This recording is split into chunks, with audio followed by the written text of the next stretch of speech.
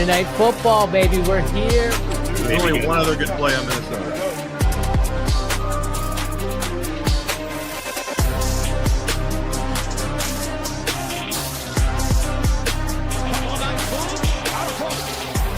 Touchdown in 46 seconds. Punches back. Touchdown.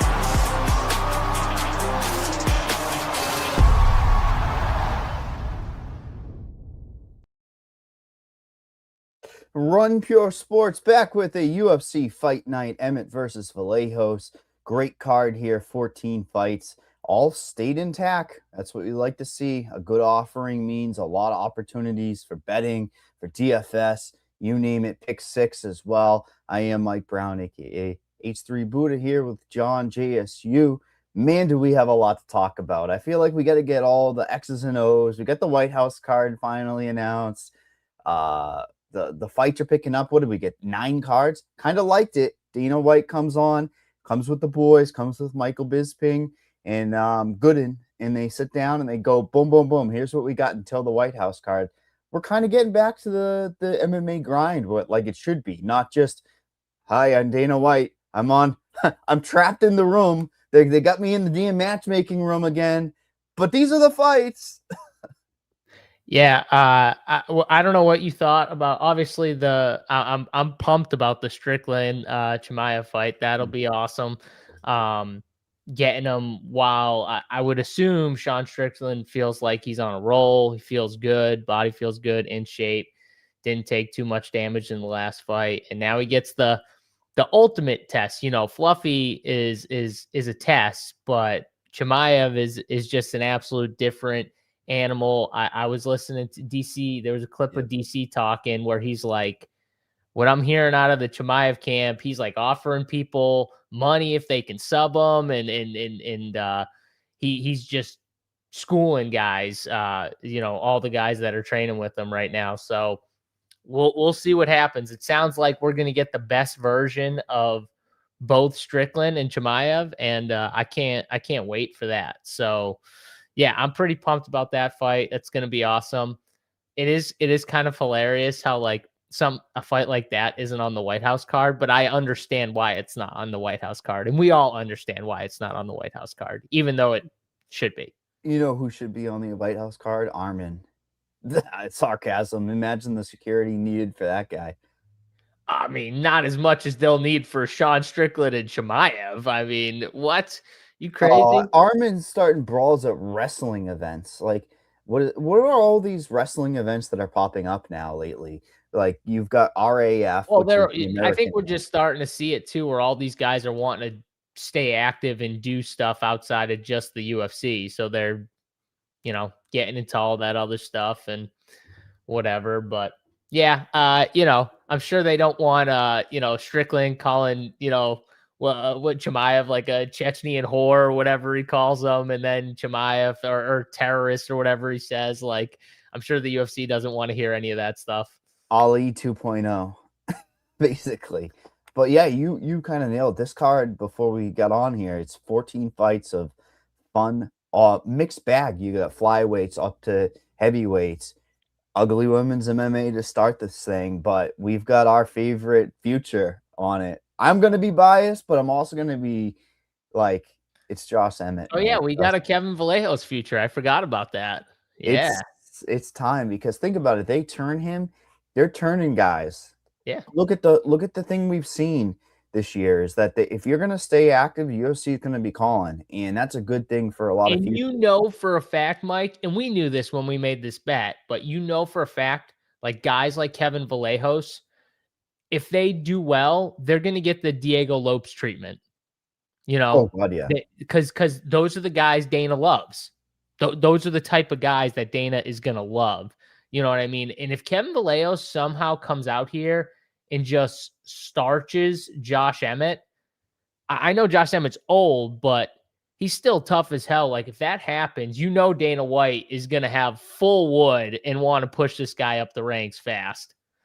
The way I had this future set out was this fight quick, somewhat quick, not a lot of damage.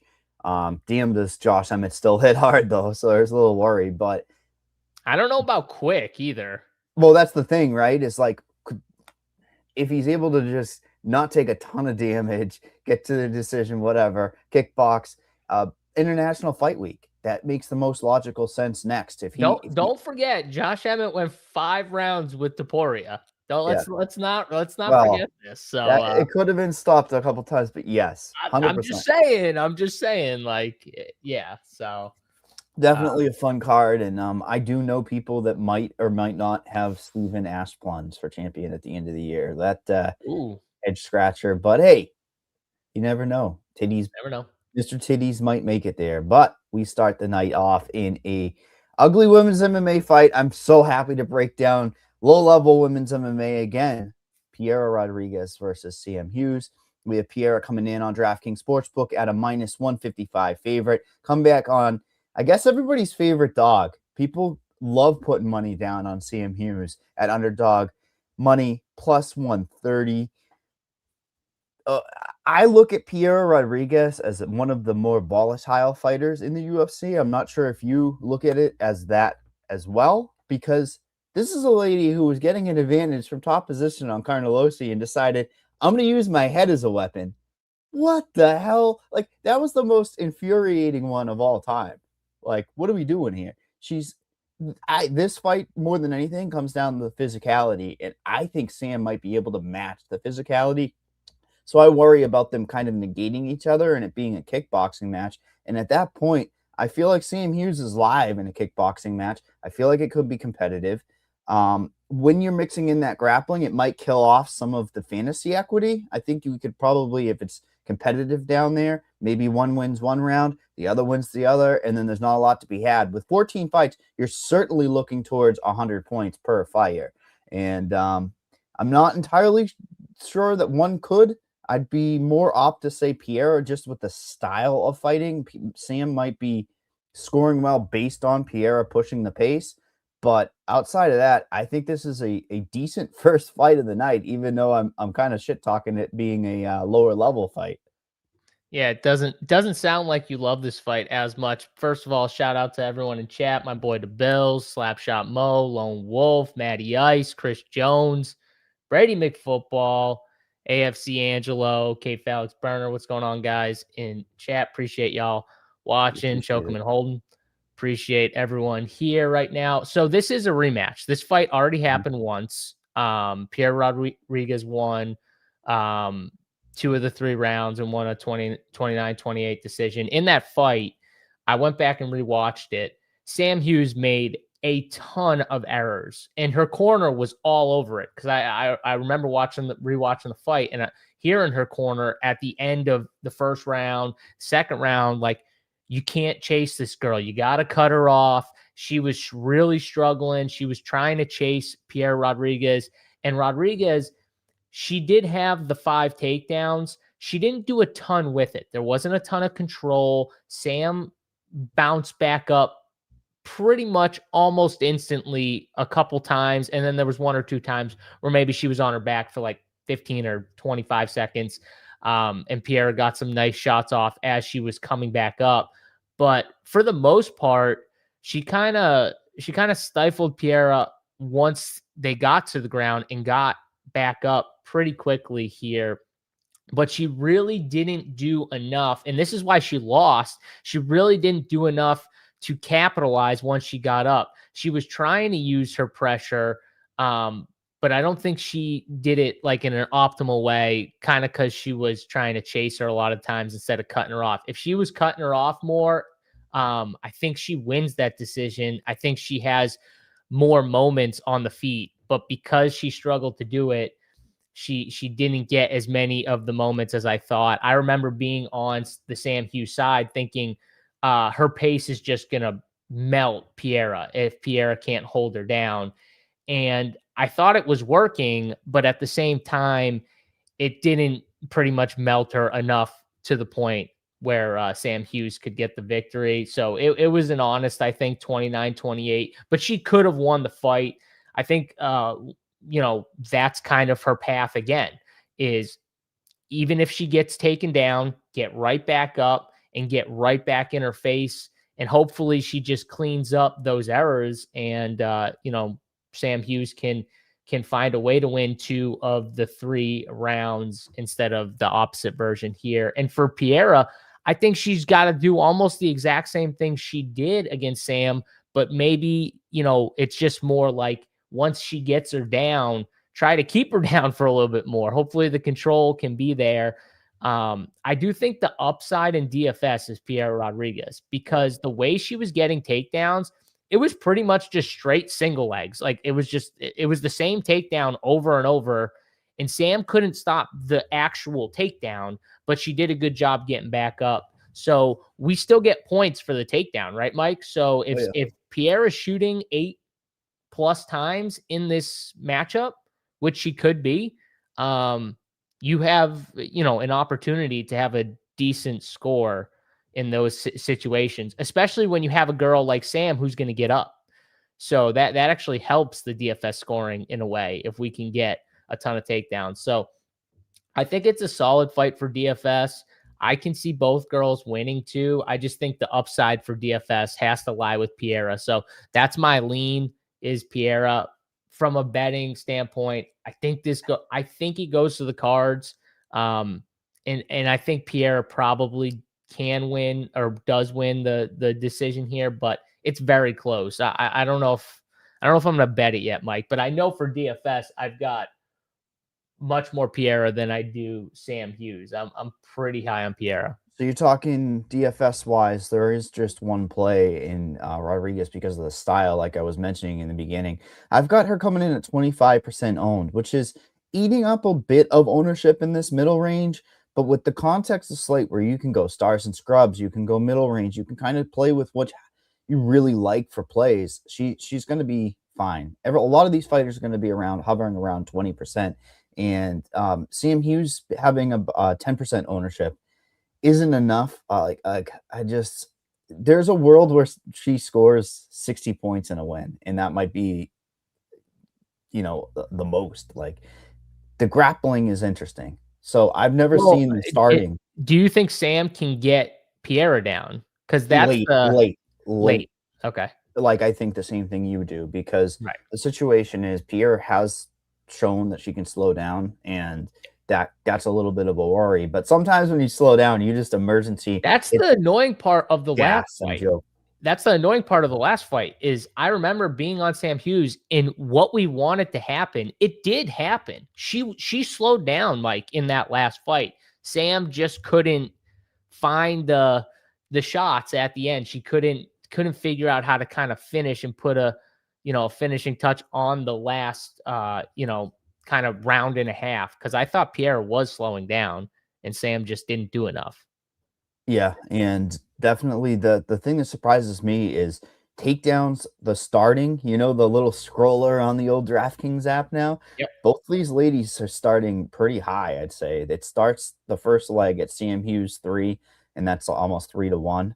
And Piera Rodriguez 4 takedowns plus 140. So they're basically saying there's going to be a lot of grappling on this fight. That's a rarity that we see both ladies or both parties in a fight have that much. So it does worry me from a fantasy point when it's like, what do we see happen when they need gate? But I think it's too much of their paths, right?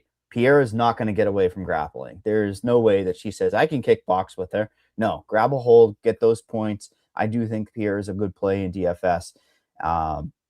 And I'll talk about how I'm going to be building my lineups. I'm sure you'll be talking about them throughout the entire card here, which is super important. Let's move on to... Yeah, but before you get to it, Maddie says split on DK. It can definitely end up being a split, a plus 240. I think you'd rather be holding like a plus 3.5 Sam Hughes than a split, because we've been seeing a majority decisions lately and some weird shit like that. So I don't know. I understand the thought process, right? Yeah, I think a lot of people are going to like Sam Hughes plus 3.5. I think that's going to be a very popular bet. And then this question here, do you think that Hughes is less likely to go for the takedown route even later in the fight, just because Piera has shown dumb? I do, because I think what they just want to do, from watching that last fight, it seemed like the strategy was, it was never like, okay, pressure, get in her face, and then go for takedowns. They did say after the second round, or after the first round, I remember the corner saying like, "Hey, if you want to wrestle, try and wrestle." And she went into that round, didn't wrestle once, like didn't even try to wrestle once. So I don't know if it was the game plan or not, but it seemed like Sam Hughes did not want to do it, even when her coaches were telling her she could try it. She didn't want to. So I think that's a very, very high possibility that she just wants to keep it standing here, because in her mind, wrestling might give Piera a chance to rest. That might be her mindset, you know? Yeah, no, I really think that Sam Hughes has developed in the UFC, and you really can't say that about a lot of fighters. But I think she's come into her own. She knows what she's good at. She knows the uglier the fight gets, the better it looks for her when they're going to war. Although she does not wear damage well. That face sometimes, man, that nose crooked. She gets kind of lit up sometimes. I don't know if Pierre is necessarily the lady to do that. But I think we can go to a sneaky fun fight, maybe not for fantasy, maybe so. But we have a great prospect in Elijah Smith versus Su Young Yu. We have Smith coming in on DraftKings at a minus 285 favorite. Yu coming in at a plus 230. Little surprising, right? Like a highly touted prospect wrestling. Which fight was it last there that kind of set him back? Oh my God, the guy, he's just a striker, but he ended up grappling it and making it competitive. Elijah Smith, his last opponent. Oh, you're talking about Vince Morales? Thank you. It wasn't his last opponent, but it was two. Okay. It was 2 fights ago, I think it was. It opened people's eyes. But Vince Morales is known for that. That's like what he's known for. Remember when Vince Morales fought someone else and gave him issues, the highly touted kid. I feel like he probably has fought Zabit when Zabit was coming up. Did he fight Raul, or am I crazy? I don't think maybe it was just Elijah. No, I might be wrong. Regardless, the line was surprising to me throughout the week at the minus 200 range, and then money's come in since the 12th, so 2 days ago. So he was at the minus 200. Now he's down to minus 285. Yeah, he fought Raul, Mike. Okay. On Noche, I think. Yeah. So it was him, and Vince Morales is like the tester for these high-level wrestling or grappling guys because his defense is so good. Do you remember Elijah Smith in that fight? He had like the choke in, like the choke was in under the neck, rear naked choke. He had it, and all of a sudden, Vince Morales just like took his hook and threw it out somehow. So he wasn't addressing the choke, he was addressing the leg. He threw the hook out, and then Elijah like slowly slid off, even though the choke was in, like secure. Even when he threw the hook out, the choke was still in. And then he just was calm, did not freak out. And then Elijah slowly fell off. I was like, damn, that's crazy. Like most guys aren't addressing that hook leg. They're addressing like the choke, right? When they get it like that. And he's so good in those situations. So he's a perfect tester for guys like Elijah Smith and Rosas. But is you the guy? This is one of those cases where I feel like the overseas public is kind of keeping that line low. And then finally the public's like, Elijah Smith is the A+ athlete, where you might be A. Who knows? I don't necessarily think he is. But regardless, that's where all the money's coming in on Smith. Definitely not the I holding your nephew hostage in St. Louis fight of the night. Let's just put it that way. Yeah, so Elijah Smith I think he's a very talented prospect. I really like his game. He's a little patient at times. He wants to counter a ton, which can kind of suck sometimes for DFS if he's just constantly waiting for the counter. But he's got nice speed on the feet. I like his striking. His wrestling is very, very good. And the grappling is there as well. And if you watch Su Young Yu in some of his fights, like a lot of his fights, he has the wrestling and grappling edge in a lot of these fights. So he comes in, he will strike. Like he's not someone who's just automatically shooting for takedowns, but he knows he has that edge in a lot of these fights. If you go look at some of these fights, now they put him up against the guy in Elijah Smith, who is going to have, I think, the edge on him in those situations. So I don't know if wrestling and grappling is going to be Hughes' path, which I think he's going to have real issues with that, because he kind of always seems to go for it, and just like it secures rounds for him a lot. If you go watch his fights, control, he's not going to have that. I don't think he's going to be able to control Elijah Smith, even if he were to get him down, which I don't even know if he'll get him down. But even if he were, I don't think he's going to be able to control him. I think Elijah Smith is going to be able to get him down if he wants to. But I also think Elijah Smith is going to be the way faster striker. So it just kind of depends what Elijah wants to do. Does he want to strike with them?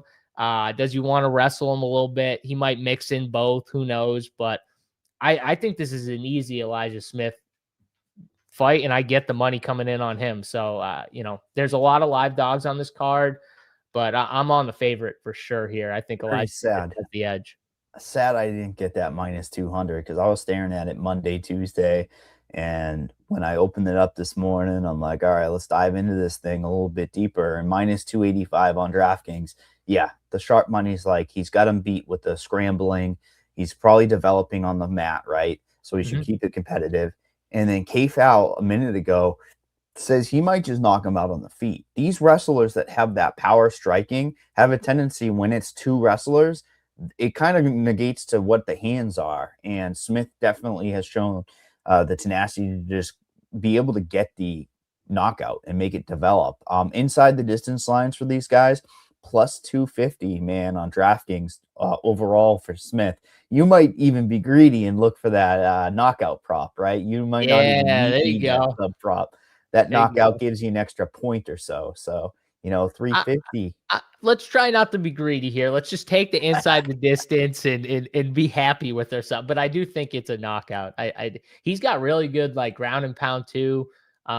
He's one of those wrestlers that it's less about, even he'll go for submissions, but when he gets on you, he'll go heavy with the ground and pound. And I definitely like the KO a little bit more here for Elijah. But so I talk about the you didn't even lean into it. Come on, we got to talk about it. The Michael Johnson bullshit and the Drew Dober. I feel like this is a new dynamic for us, especially in fantasy. Again, I'm fantasy minded first. You know that, JSU. But it's a weird dynamic now because people are going to see the movement and they're going to go for it. And then you get these guys on Twitter, which props to that guy that was sarcastically like, hey, Minnesota, or St. Louis, we've got his nephew held hostage. In the exact outcome, he says Michael Johnson takes the dive in the second. He didn't take the dive, dude. And if he did, he took the dive. That was a brutal knockout. Well, yeah, if he did, he didn't take a dive. He actually dove into that fist that put him clean out. So, and honestly, it's funny. So I like Michael Johnson on the show. And then I definitely started, the more the line started moving, I'm like, okay, I got to be a little careful with old Michael Johnson now. I don't know. So by the time we got to a certain point in the Discord, I was like, I'm just off Michael. I can't be on Michael Johnson at this point here, but I definitely was gun shy about it because of the first round. Like Michael Johnson in the first round, he was winning the fight. He looked like the better fighter, but again, I always say this, the better fighter doesn't always win, and Drew Dober just has that power to fucking clean your clock anytime. So, Michael Johnson won round one, and then he got destroyed in round two. So it is what it is. Sometimes Are you even going to touch the money movement side of things? Because eventually I think it's going to bite us in the ass. I truly do. And it almost was right in front of us. Johnson looked like $1 million, won the first round. If he coasts to winning in one more round, he wins the fight. Like, the money movement is not as telling as it once was. Would you agree with that statement? It's weird because you have the Dalgarian situation. That was a lot, though. That line move was a lot. Yeah, that's its own breed in my own mind. Like, that's. We're not talking like we'll get to a fight with the Tavaris, Anders line and stuff. We're not talking about stuff like that. You know, we're talking about egregious line movements that are just like, okay, something's got to be. But again, I don't know if something was off. You know, nobody does. Michael Johnson looked in round one, looked like a winner. Mike, are you wrong? And I think you were on Dober after round one. Were you like, oh, that was a pretty good round for Michael Johnson? Oh yeah, it was a pretty damn clean round. Yeah, it wasn't like it was, oh, I need to avoid a couple punches. Yeah. It was, I'm gonna sit down on these punches. He went for it. So I don't know. It's just eventually this money movement shit is gonna bite us in the ass, and I feel like no one out there is saying that. Yeah. What about pick six here, Mike? What are we thinking here for pick six? Can we pull a fantasy points over? KFL likes the pick six over 79.5 fantasy points. Looks good. What do we think about that? Yeah, so you already know it. You laid it out. I knew you were gonna like it, so I just the money movement, a minus 285 who's going to close a minus 300 is what? 95 points. Like it's correlates perfectly. That is a nice easy over click. Even in a shitty win though, like he's probably scoring 80. So exactly. Yeah. I mean, again, KFL said it. A knockdown's 10 points. He gets a knockdown and you hangs in there and grapples a little to survive. It's right there for the taking. I agree 100%. I'm clicking around on Piera and such. Shout out to Brian right there. Just had to step in real fast. Tell JSU he's the GOAT. It can't be touched. I appreciate it. I can be touched sometimes, but I appreciate you anyways watching. It's true. It's the short kings. We stay together, brother. That's right. There's nothing in that first fight that I saw, by the way. It would be maybe Piero Rodriguez under on strikes, but that would be way too greasy for me. My wife told me I need a haircut, K-Falc Burner. Can you imagine that? She said you need a haircut. Unbelievable. I told her I want to grow it out. She didn't like that. Yeah. Well, Elijah Smith isn't he the guy that his dad was on like one of the original Ultimate Fighters? Yeah, so he was a fighter. He comes through with a lot of lineage, and it's rare that you have that. And he's the coach. He's his coach. He's one of his corner guys. Again, I still sometimes wish that these guys go to like ATT. Look at what people have been going to ATT. Not just specifically them, but any bigger camp, right? And develop those skills, because we've got a lot of fighters now in the UFC that are just doing their own thing, especially on this card. We have another guy that didn't make it to the UFC, but his dad was also a fighter. I'm sure you know the fighter I'm talking about, which I can't wait to break down that fight. But a new prospect, perhaps I missed the boat, the future better. I love my futures. You know it. I know it. I miss Beatrice. Beatrice Moscata versus Montserrat Rendon. Beatrice a minus 750 on DraftKings Sportsbook. Come back on Rendon, a plus 525. Is this just a binary fight, dude? Get it to the mat. She submits her Bia early, or Montserrat has some success on the feet.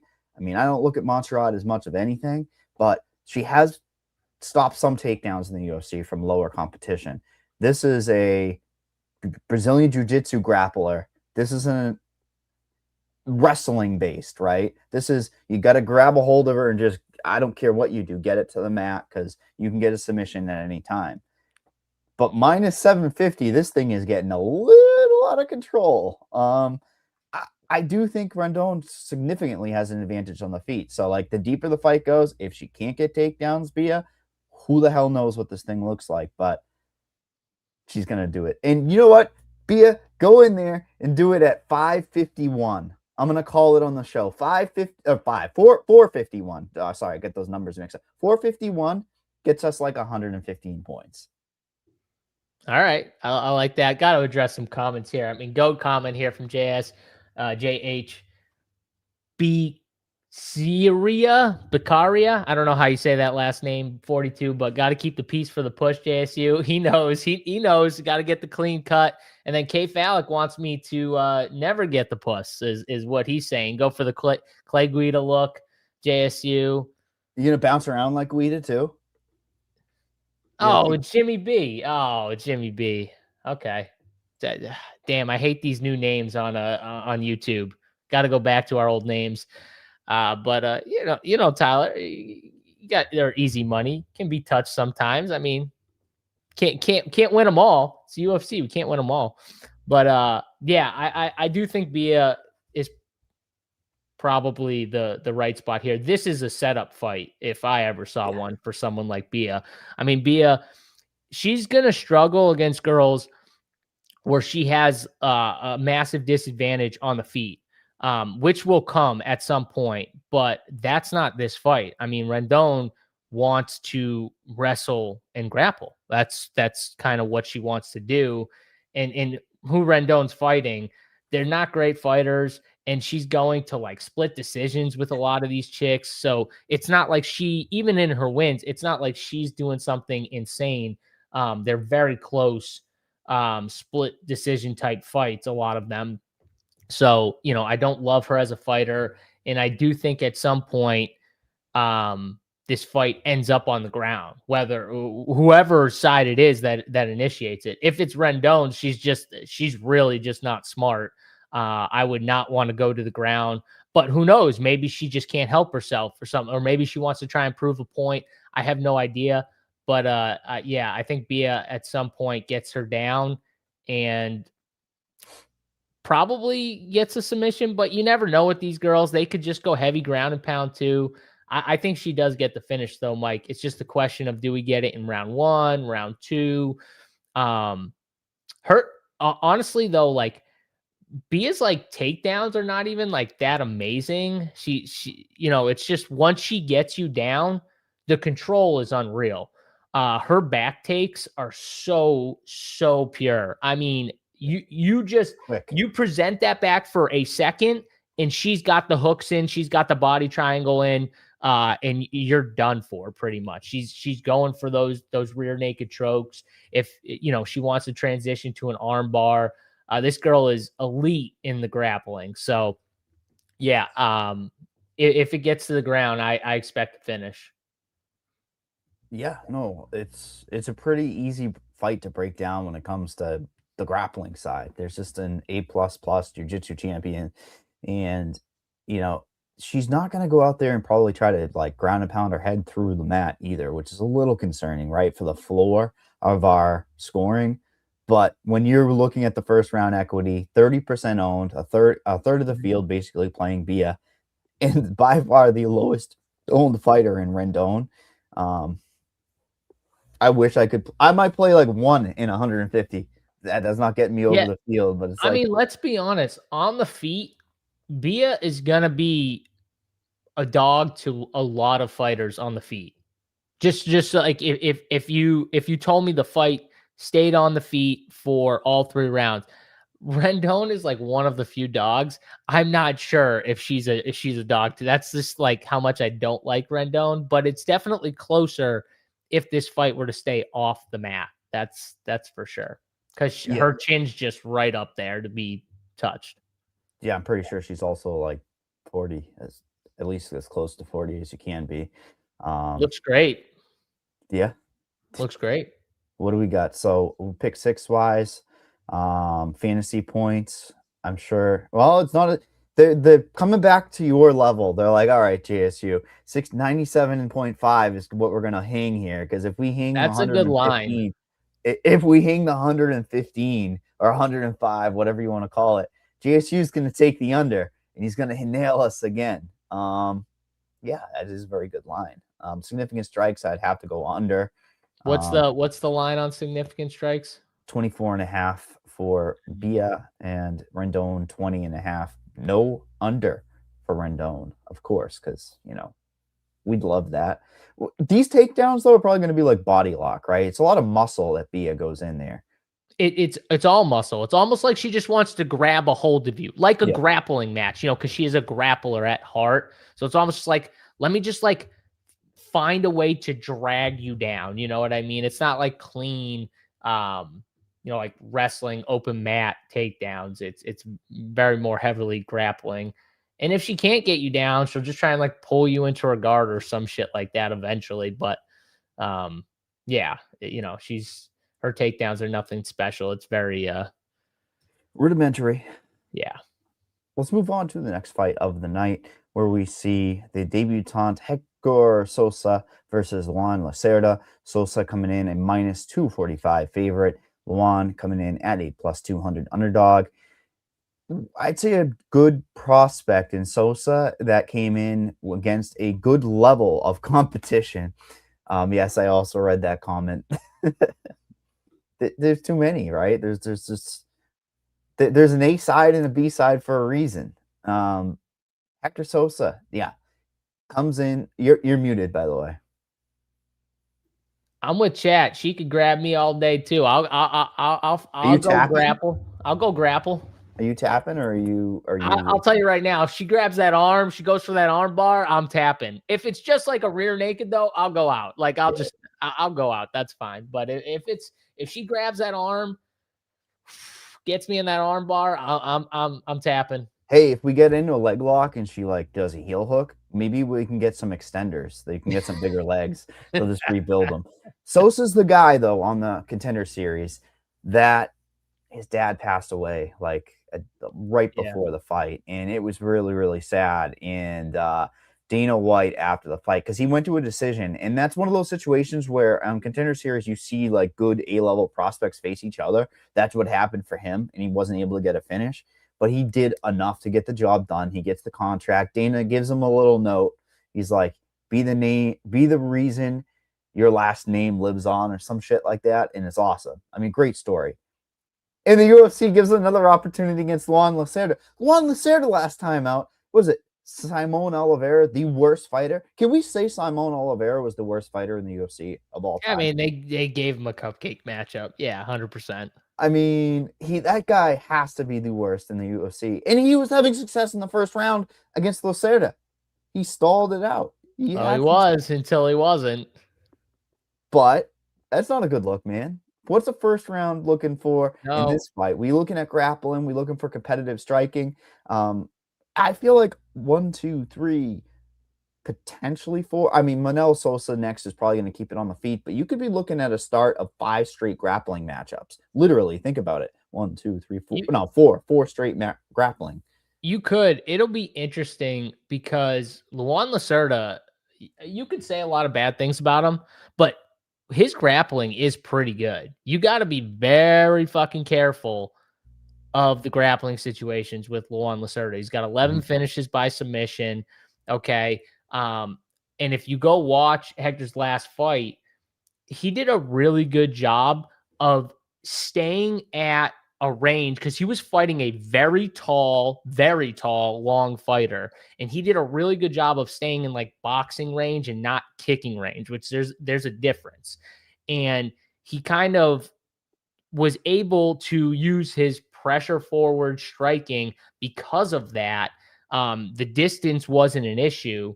And if you watch Luan Lacerda fight, he uses a lot of those, like what you would call like the long range weapons, the kicks, right? He's got nice kicks and power too in the kicks. It feels like when he throws with power. It's not as many of the like sweet combinations though, but it's all like long range. So the jab, the kicks, all that stuff is what Lacerda likes to do, and then get to his grappling from there.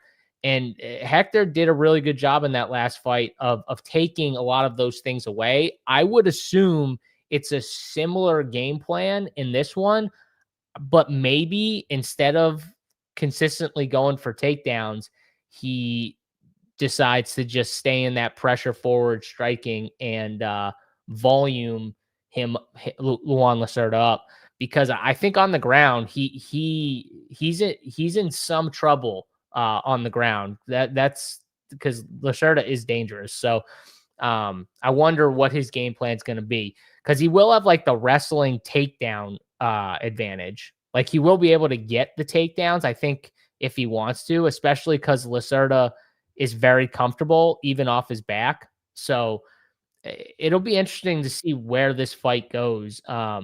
If Hector can survive though on the ground, he probably does put up a good score for fantasy.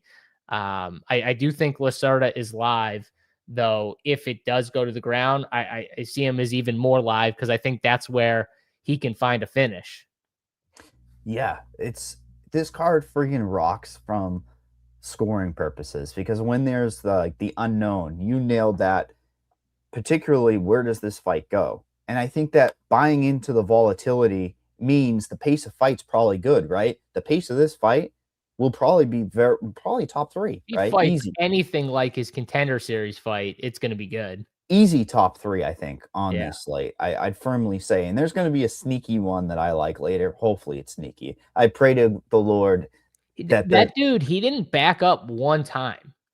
Yeah. He was like constantly in his face. And I'm sure that was the game plan, obviously, but he did a really good job of it. Luan is more opt to play off his back. He likes these leg locks. He likes these triangles. Like, he likes these things, which leads to more scoring for our boy Hector, right? Like, it's if he can stay safe. Yeah. Correct.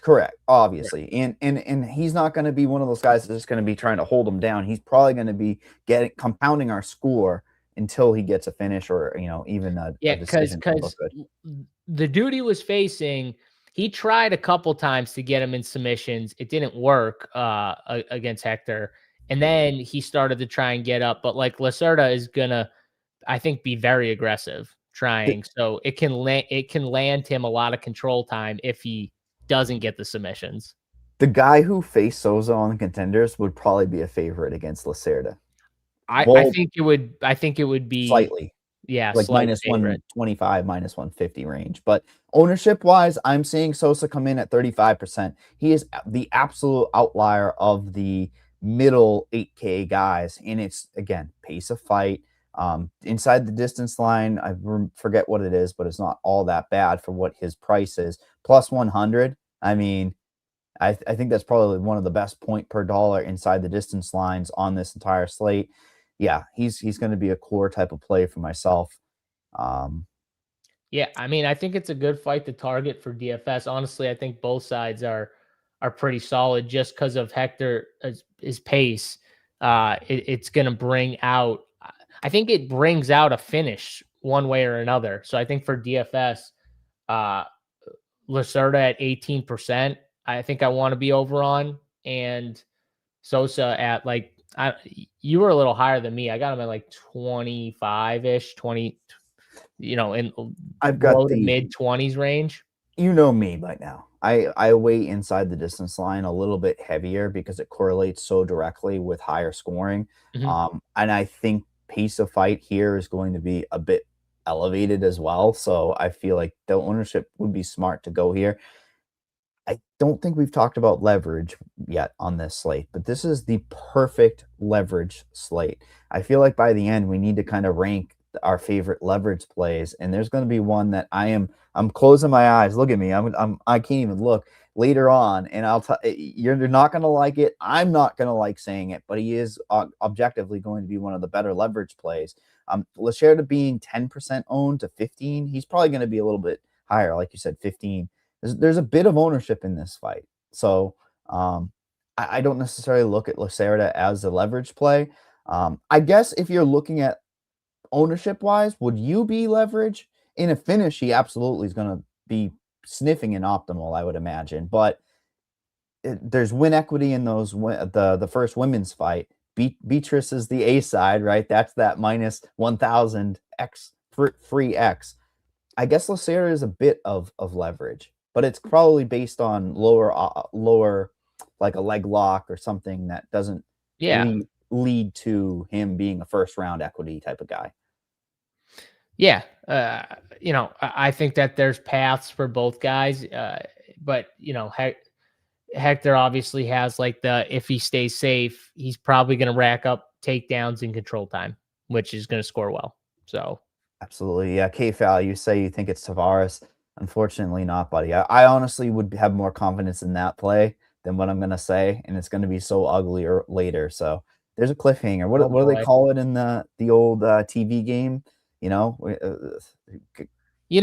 strike me as a Harry Hardwick kind of guy. You strike me as a Harry Hardwick kind of guy. It hurts me. Yeah, can't you see Mike being a big Harry Hardwick supporter? I can see it. Oh no. I can see it. Cat's out of the bag. Fantasy points in this fight, 86.5 for Sosa. For pick six wise, Lassera 54.5. I'm clicking around significant strikes. I could easily see Sosa get over 45.5 in a finish or a decision, clearly. These are tight lines. I like the over. For significant strikes. Yeah. Honestly, that's the first thing that caught my eye. Just pace. Let's click it for now. Yeah, let's click it. Let's move on to the next fight of the night, where we end up seeing back-to-back Sosas. One is Love Sosa and one is Sammy Sosa. We have Manel Sosa. Like yeah. See, I try. At least I throw it out there. I'm not somebody that's going to sit back and not try. Manel Sosa, an elite guy coming off of the Contender Series against Balaji Oki. Balaji, I guess he's had a few UFC fights. I still look at him as like a prospect, but Sosa minus 278 on DraftKings Sportsbook. Oki plus 225 underdog. Time to sell on Balaji. Sorry, I think it's as simple as that. Like, I look at these commodities as a buy low, it's sell high, but buddy, you've got a tough, durable guy, right? Like, and well-rounded. That's the big thing. If Balaji had one path that he could score, I'd be able to, okay, I'll take some of him in fantasy, no problem. But this guy has no IQ. JSU, speak to that. He's got no fight IQ. Yeah, it's definitely a matchup that's tough for Oki here. And Oki's got power. I mean, you go watch, Oki's got skills. You go watch the Mason Jones fight.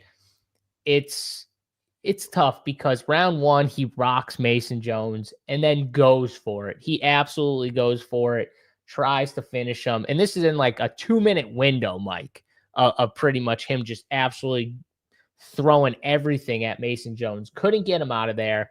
Mason Jones kind of weathers the storm, ends up, starting to put the pace and pressure on him, gets him down in the second round, finishes him, and that's it for Oki. He got caught in that weird submission with Duncan in that loss where he shot a takedown, got caught. IQ. So, but here's the thing. When you watch Sosa fight here, he is one of those guys, like, there's a way to beat him, but you have to have the cardio to be able to withstand it. Like, he was going to lose that Contender Series fight, Mike.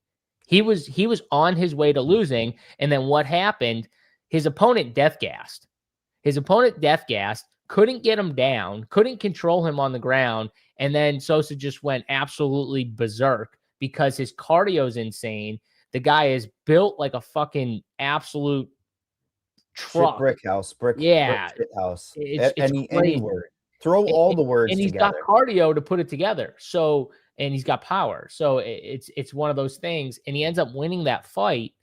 And I went back and watched because I was like, okay, that's one fight. Let me go watch the other fight that he lost recently.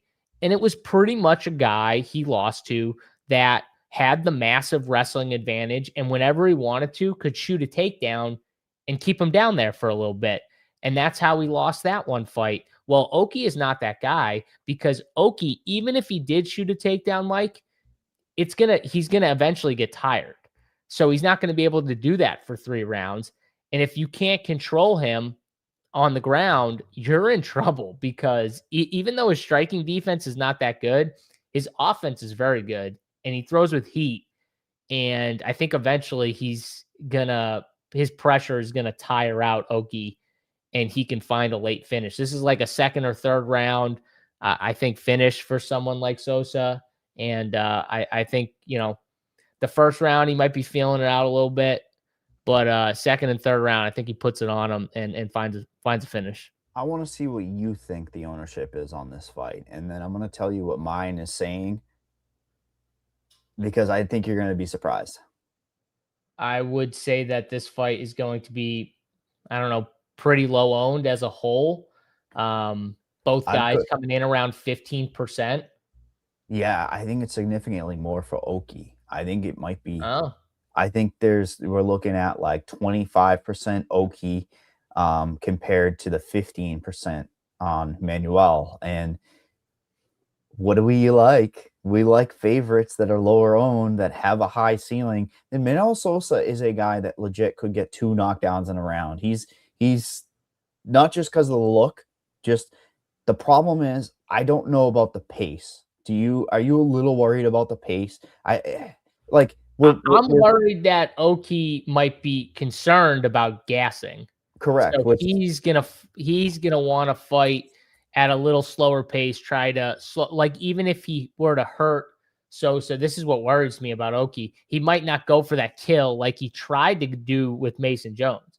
I love Mason Jones. I didn't get to get it in there, but like but that's what happened. He death gassed trying to destroy Mason Jones, and it bit him in the ass. So he might be a little apprehensive, even if he were to hurt him, which makes me not like it even more, right? But I get what chat's saying. Like he is, and I get what you're saying too. Like he does have skills. Could he hurt this guy in round one? Definitely. Could he have some success? 100%. I just worry if he doesn't finish him, he's gonna get tired. He's gonna wear down eventually. But then that makes Sosa probably a worse play.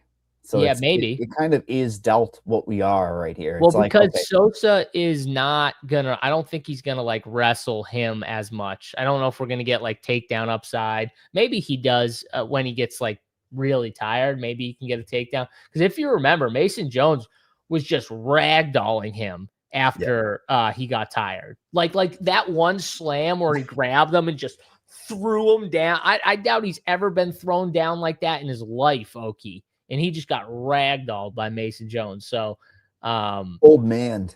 Mason, old man.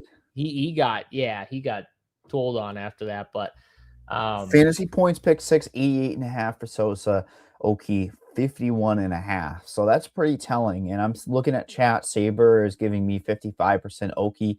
I think Oki is going to be one of the bigger popular dogs. You have to look at context of slate. If you're trying to get crafty on this one, if you're taking an Oki, clearly you can do whatever the hell you want, but he really unlocks the slate, right? Like people are going to go to EMMETT if they want the 5 rounds. Might not be the smartest thing, but who knows? People like a floor type of play, but at least with Oki, there's a legit ceiling, right? Like that first round equity, he comes out hot. If he does, there's clear path to 100 points.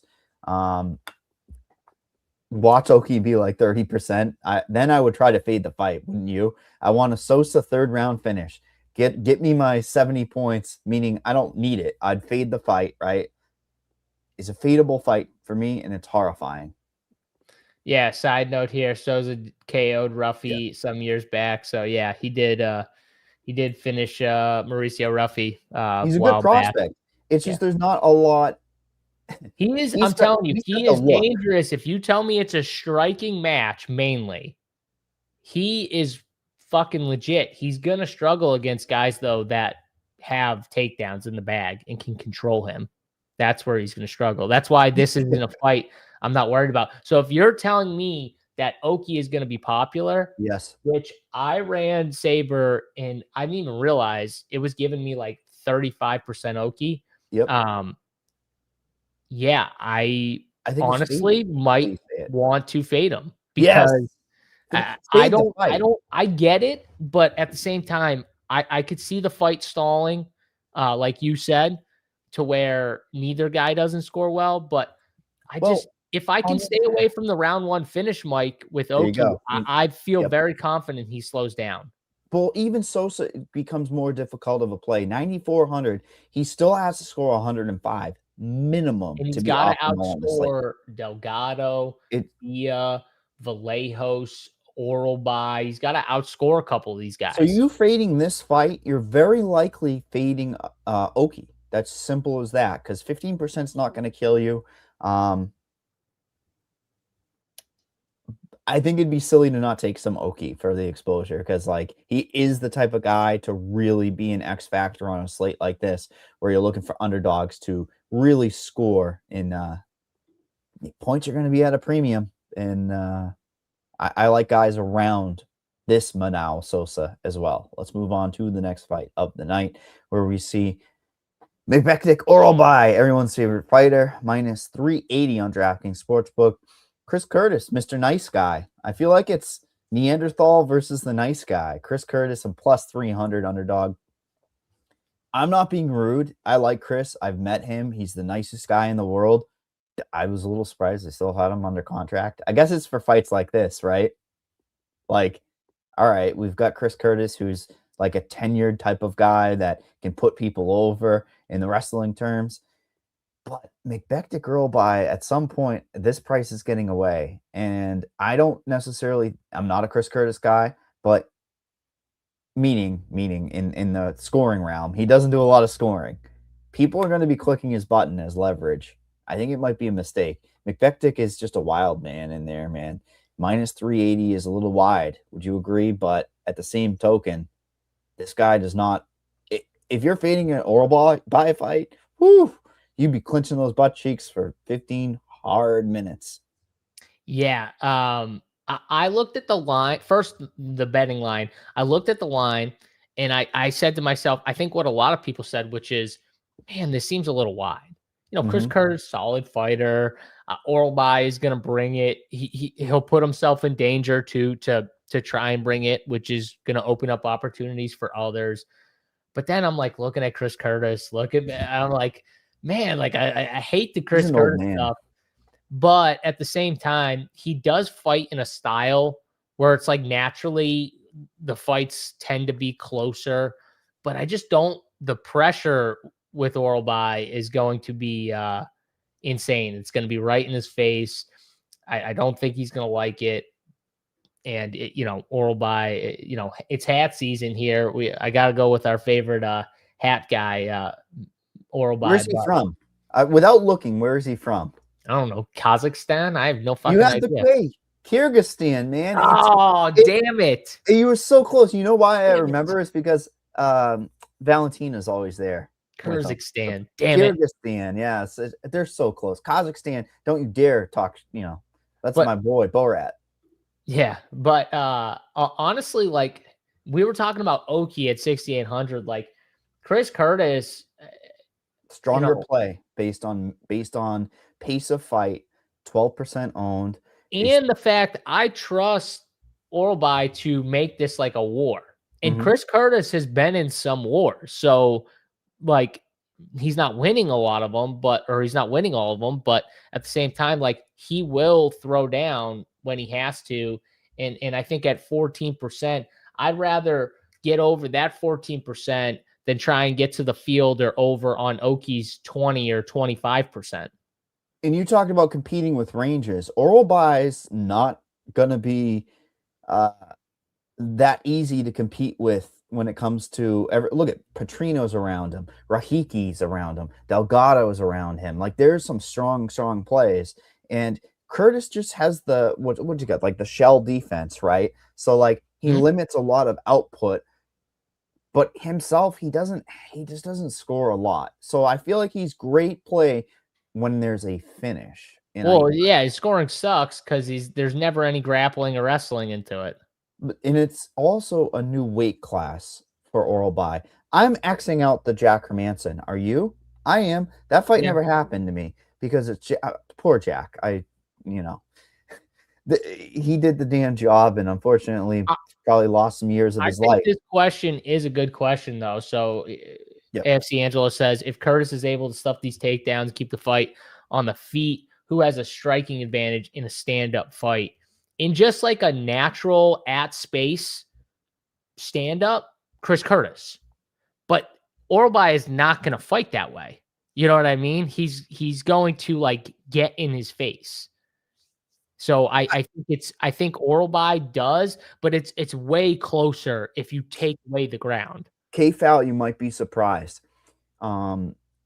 Chris Curtis has more output per minute than Oralbay does on UFC stats. We're talking about almost 6 significant strikes per minute output for Curtis. He's absorbing a shit ton. What's the thing I hate? When you have more absorbing. But at least he's got that output for that specific outcome that Angelo was talking about, right? Which is, if it gets into those deep waters, Chris Curtis is flipping out the jab. He might throw a little kick, keep the distance. He can win that kickboxing match strictly based on volume, when Oralbay is moving up a weight, so he should be faster, right?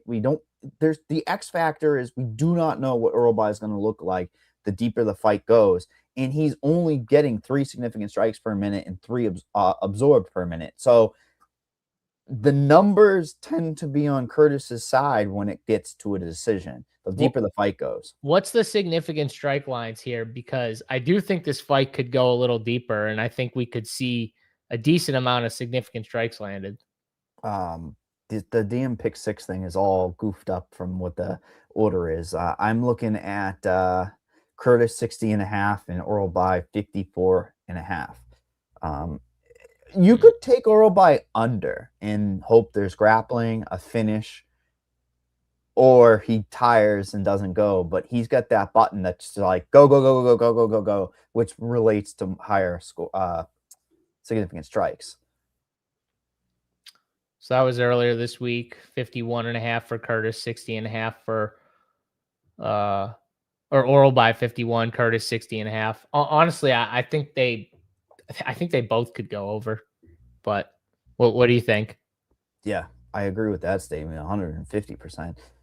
I think this thing goes to a decision personally, and who knows what the hell we're going to be dealing with. What do we have for a total in this fight period? That'll be telling. It's 2.5 and it's minus 154 on DraftKings. I don't like touching totals. I don't know if you've seen that by now. Yeah. But I feel like it's just you're playing with like exacta outcomes. Because what happens when you get that 231 and it's 230 and you're like, damn it, I missed by a second. Like there's a little subjectivity there, right?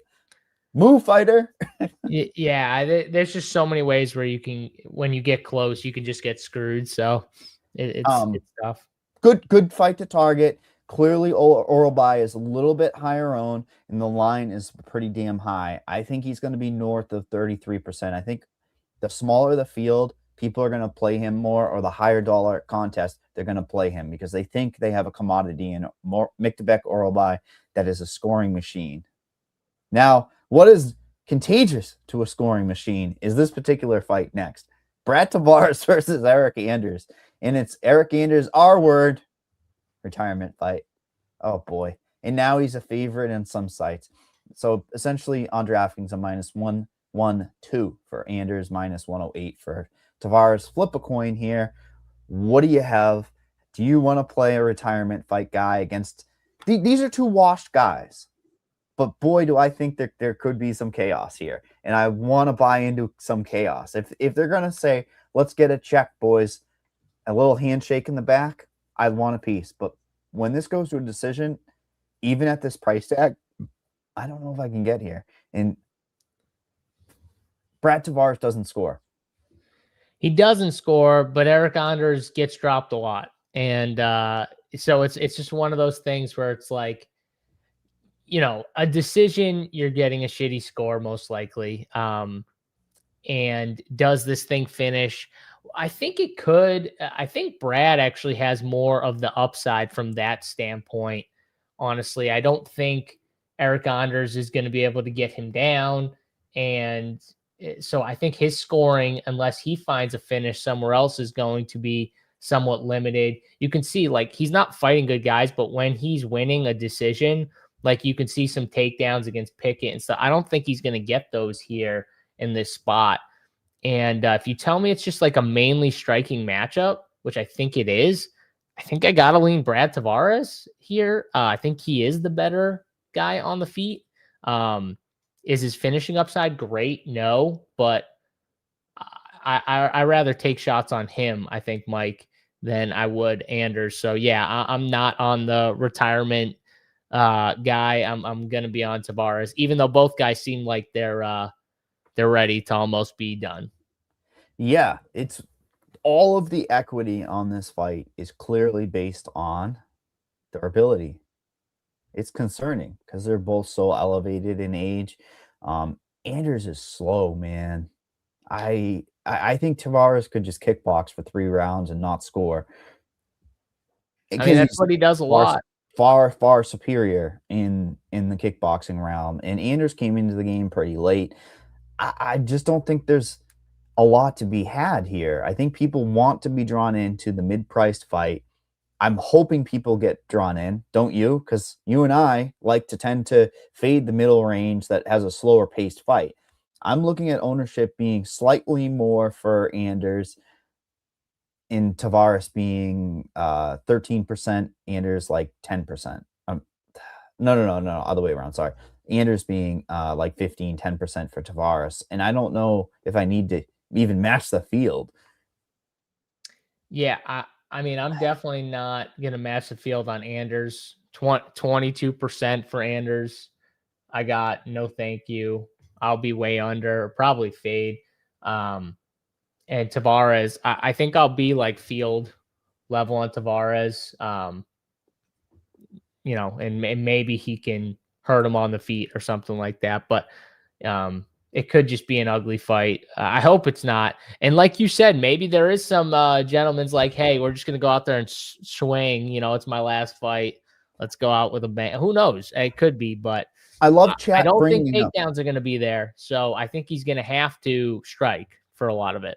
I really like chat bringing up the point of Tavares being leveraged, but you're looking at a point where money's not going to mean a lot on this slate. Can you agree with that statement, JSU? Like, you can do whatever you want. If it were like there's enough live cheap dogs where, yeah, I don't think it's going to matter. I think you're going to need the high scoring guys. If this fight took place on a 12-fight card, it's integral. This fight literally means so much. But the bigger the card, an extra 2 fights to what I just said means a little less. And you're looking for exact outcomes. High rate, it goes to a decision. Again, gentleman's decision. We have to say, they say, let's go out there and put on a war, get that bonus. I don't know. Go to a decision on DraftKings minus 185. So they do think, it just regresses to a kickboxing match. The concern, like you said too, is like money's come in on Anders. I don't know if it's like his boys. Like, what are we looking at? Like, Tavares never comes in. Like, we know what we get with Brad Tavares. Yeah, I mean, maybe it's just because Tavares has kind of looked rough the last time out. I don't know. It's weird to me though. You know what's weirder out of this whole thing? How is Brad Tavares not in PFL? His fucking coach is Ray Safo, who's the guy that was original PFL and Bellator. Like, that was the thing that's surprising. I think that he'll never be towards that title contention, but Tavares has a couple more fights in him, I think, to put people over. Tavares has had success in the UFC. It's slowly dwindling here at this point in his career, but he could still get a dub against guys like Eric Anders and stuff like that. And the guys Eric Anders are beating are just not UFC level guys. Can you say Anders? Anders, however you say his name. Holy, that one got me. Anders. You say Saunders? So if it's if Saunders, if he actually knocks out Brad Tavares, I'll get his name right. Understood. That makes total sense. Hey, fantasy points. DraftKings is saying I'm with Nick Alec too. I'm going to take a small stab on the finish.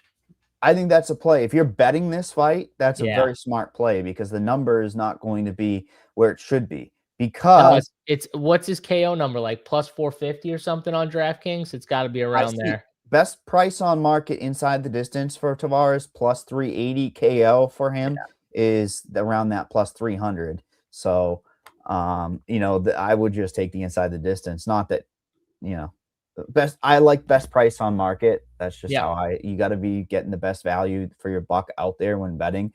That's a great line. Are you going to take any unders on this fight? Even though I just said that Tavares would be the path for to finish, probably not. Because I just think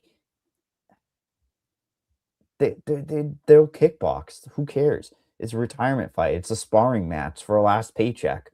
I don't see these two going to war at a high rate. Eric Anders, what was the fight? Was he face Weidman? Who the fuck did he face? I had him in that fight, and I think it was the only motherfucker to have him. And I was like, this is ugly to watch. My eyes are bleeding, but I just got 90 points. Similar type of priced fight too. That fight, similar pricing, different context of slate. I'm damn sure of that. But let's just move on to some greener pastures, I hope. And Nick Saban, there you go. I don't know if that's going to help him or not, but we move on to my favorite sneaky fight of the slate. Charles Johnson versus Bruno Silva. Charles Johnson coming off knockout. -155 favorite on DraftKings Sportsbook versus Bruno Silva, originally scheduled to be in this fight. +130. Maybe it's not sneaky. Flyweight fight, fast pace. Bruno Silva, at this stage, is a do or die fighter. You buy into this guy's fights, JSU. And I don't know if people know that by now, because he will go for it. He's got grappling. He's got heavy hands. And is there a dog in this frame? Are we sniffing a dog? Are we good? We got a dog play of the day right here. All three of us in this frame. That was good timing right there by Reg, just coming in for your dog play of the day or whatever you want to call it. It seems like a lot of people are down on Charles Johnson and high on Bruno Silva here. Bruno Silva is a dog for sure that you can get some money between. I was kind of shocked at the line on this fight. Honestly, I thought Charles would be, but he did obviously, not coming off of the best performance there. But at the same time, Alex Perez, I don't think people give Alex Perez the respect that he kind of deserves. Alex Perez loses to like the high level grapplers and wrestlers. When it's like a striking match, though, Alex Perez is pretty damn good in beating or winning a lot of those matches. So I think people are kind of looking at that fight and not looking at the guy, Loner Kavanaugh, who just beat Brandon Moreno on a short notice in hostile territory when no one gave him a chance, or a lot of people weren't giving him a chance. I wasn't giving him a chance, and I like Loner Kavanaugh. So it's just funny how things work here. Charles Johnson has, honestly, he has some unbelievable wins on his record. I mean, Joshua Van, Kavanaugh, he's got some great wins. Bruno Silva is a guy that can be beat. I think Charles Johnson's going to be a little faster on the feet. The power, Bruno's going to have power. He's going to have upside, whether this fight goes, to the ground or stays on the feet. He has finishing upside in both situations. I think Charles is probably good enough, though, to stay away from the power and be just the faster, slicker striker on the feet and win a decision. Or maybe find a finish if Bruno gets, which Bruno will do sometimes, where he gets overly aggressive and can get caught. So, I think I'm on the Charles side here. No, don't do that to yourself. But you can tell me why I'm wrong and why you're on the Bruno side here. But I think Bruno is a very popular dog, and I have some other dogs on this card that I think are interesting. But I think Bruno is a very popular one. And I get the DFS side of Bruno Silva because I do think he's going to make it a fun fight. And I think the price, taking a dog I think he's the better DFS play by terms. But from a betting perspective, I think everyone's looking at the Perez fight and no one wants to look at the fight before against Kavanaugh, and they're disrespecting Charles Johnson. What do you think Charles Johnson's takedown defense is, just out of curiosity? Off the top of my head, just take a wild guess. It's actually better. I was going to say it's. I would think it's decent here. I think it's pretty good. 66%. Okay. So 2/3 of the time he's stuffing takedowns. I think earlier in his career he had worse takedown defense. I think it's gotten a little bit better. Yeah, I felt like it was better. So maybe I'm just conflating. Maybe I'm just remembering like the last half of his year or the back half of his year. The thing about Bruno Silva is he's just going to backpack you. He will take like what you give him on the mat. And I think there's more tools for Silva in this fight. You pretty much said the same thing in my brain. That's Charles Johnson at distance. He's the bigger guy, longer guy. Keep him at bay. That's not going to score well unless Johnson catches him by coming in, which absolutely is in play. And even that might not score well, depending on when it happens at 8,700. Oh, yeah, definitely. And ownership means so much, right? Like on a slate like this, it means way more. I got 15% Johnson on my projected ownership versus Bruno being 33%. So, double the field on Bruno's side. And it's just a logical dog. Like, I wish I could say it was a bold pick or whatever, blah, blah, blah. I think the play is what it is. He's got grappling. He can score.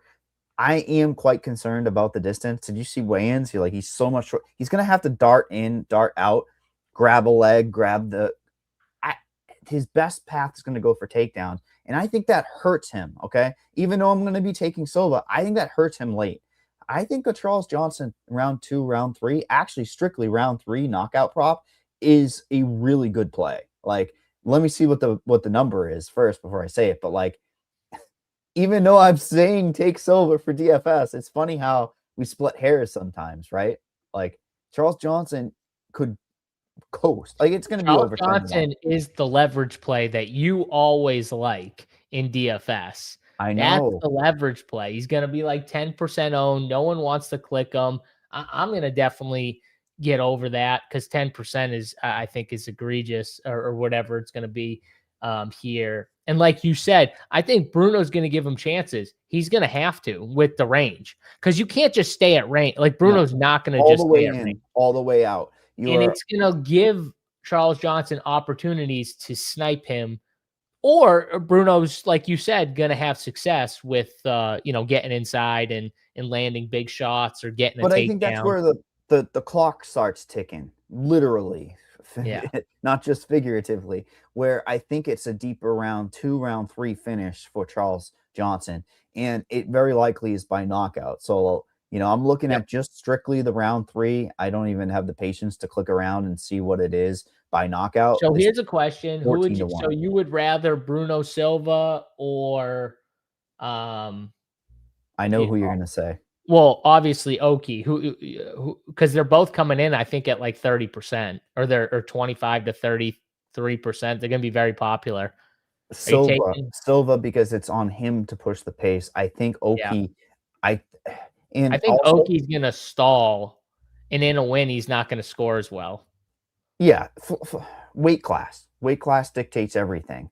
The higher the weight class, the slower the pace technically should be, unless you've got one of those guys that just has the, I almost said autism, which is the Gene Silva. The Gene Silva, Arnold Allen, that I guess those are the different ones. But anywho, Silva's competing with Ian Coutalaba. We'll talk about that in a bit. Mm-hmm. Remember when Ian Coutalaba was a first click for everybody? Well, because his fights were always so ridiculous, like with the first round and stuff. And so Mike W says you're taking Bruno though? You think Bruno wins? DFS is Bruno all day long. Betting, I think Bruno. Charles Johnson round 3 is 16-1. I think it's great. I don't like speaking out of both sides of my ass, but I think you have to break down a fight with like a pie, right? What is that pie percentage going to be? Who's going to win by decision? I would argue both of these guys have equity on decisions. If you're going to look at knockout, it's firmly on Charles Johnson. And I think the deeper the fight goes, when that gas tank starts plummeting because he's probably going for takedowns, stalling out Charles Johnson, I think that Charles Johnson by knockout in the 3rd round becomes a lot more likely. I will be sprinkling on Charles Johnson round 3 props, even though I just said I like Silva. That's just the way it is, right? I'm sorry. I know you hate when I do that, but no. That? No. That's a plus 1400. I like the long shot, so I'm fine with you taking a long shot. I don't know if you're going to be taking the next. I don't know if I should like stall out and be like, hey, what do we got coming on for March Madness? Because like, I love talking about Stevie's titties. Talk about him, man. Talk him up. We've got the big physique, guy. The physique versus the titties. And he plays into it. Like, I love this, right? Like, this is a guy who's self-aware, where you've got these guys that just don't play into certain things. Like last week, sidebar, Gregory Rodriguez, you guys, I tried on this show so fucking difficult. Do you remember what I said? Don't get beat by Bruno Ferreira. Everybody's favorite dog now we have Bruno Silva as a popular dog. Can he get knocked out immediately? Absolutely. And that's Bro, the by the game we way, play. that one shot and just walking off was insane. Like, dude literally threw one punch and just over. Yes. Yeah. And it's size. Size won out. Like, I feel like when Bruno came out in that first fight, he was walking around at a different weight. You know what I mean? Like, The he wasn't. difference, though, is at that size, bro, either one of them could have landed one shot and Oh, knocked God, the yeah. other one out at that size. That's Yes. harder to do when you're like little guys, you know what I Mhm. mean? Or like the little, but like, when you see like the bigger guys like that, that is so, not that it's easy to do, but it's much easier to do. And either guy has that opportunity to do it.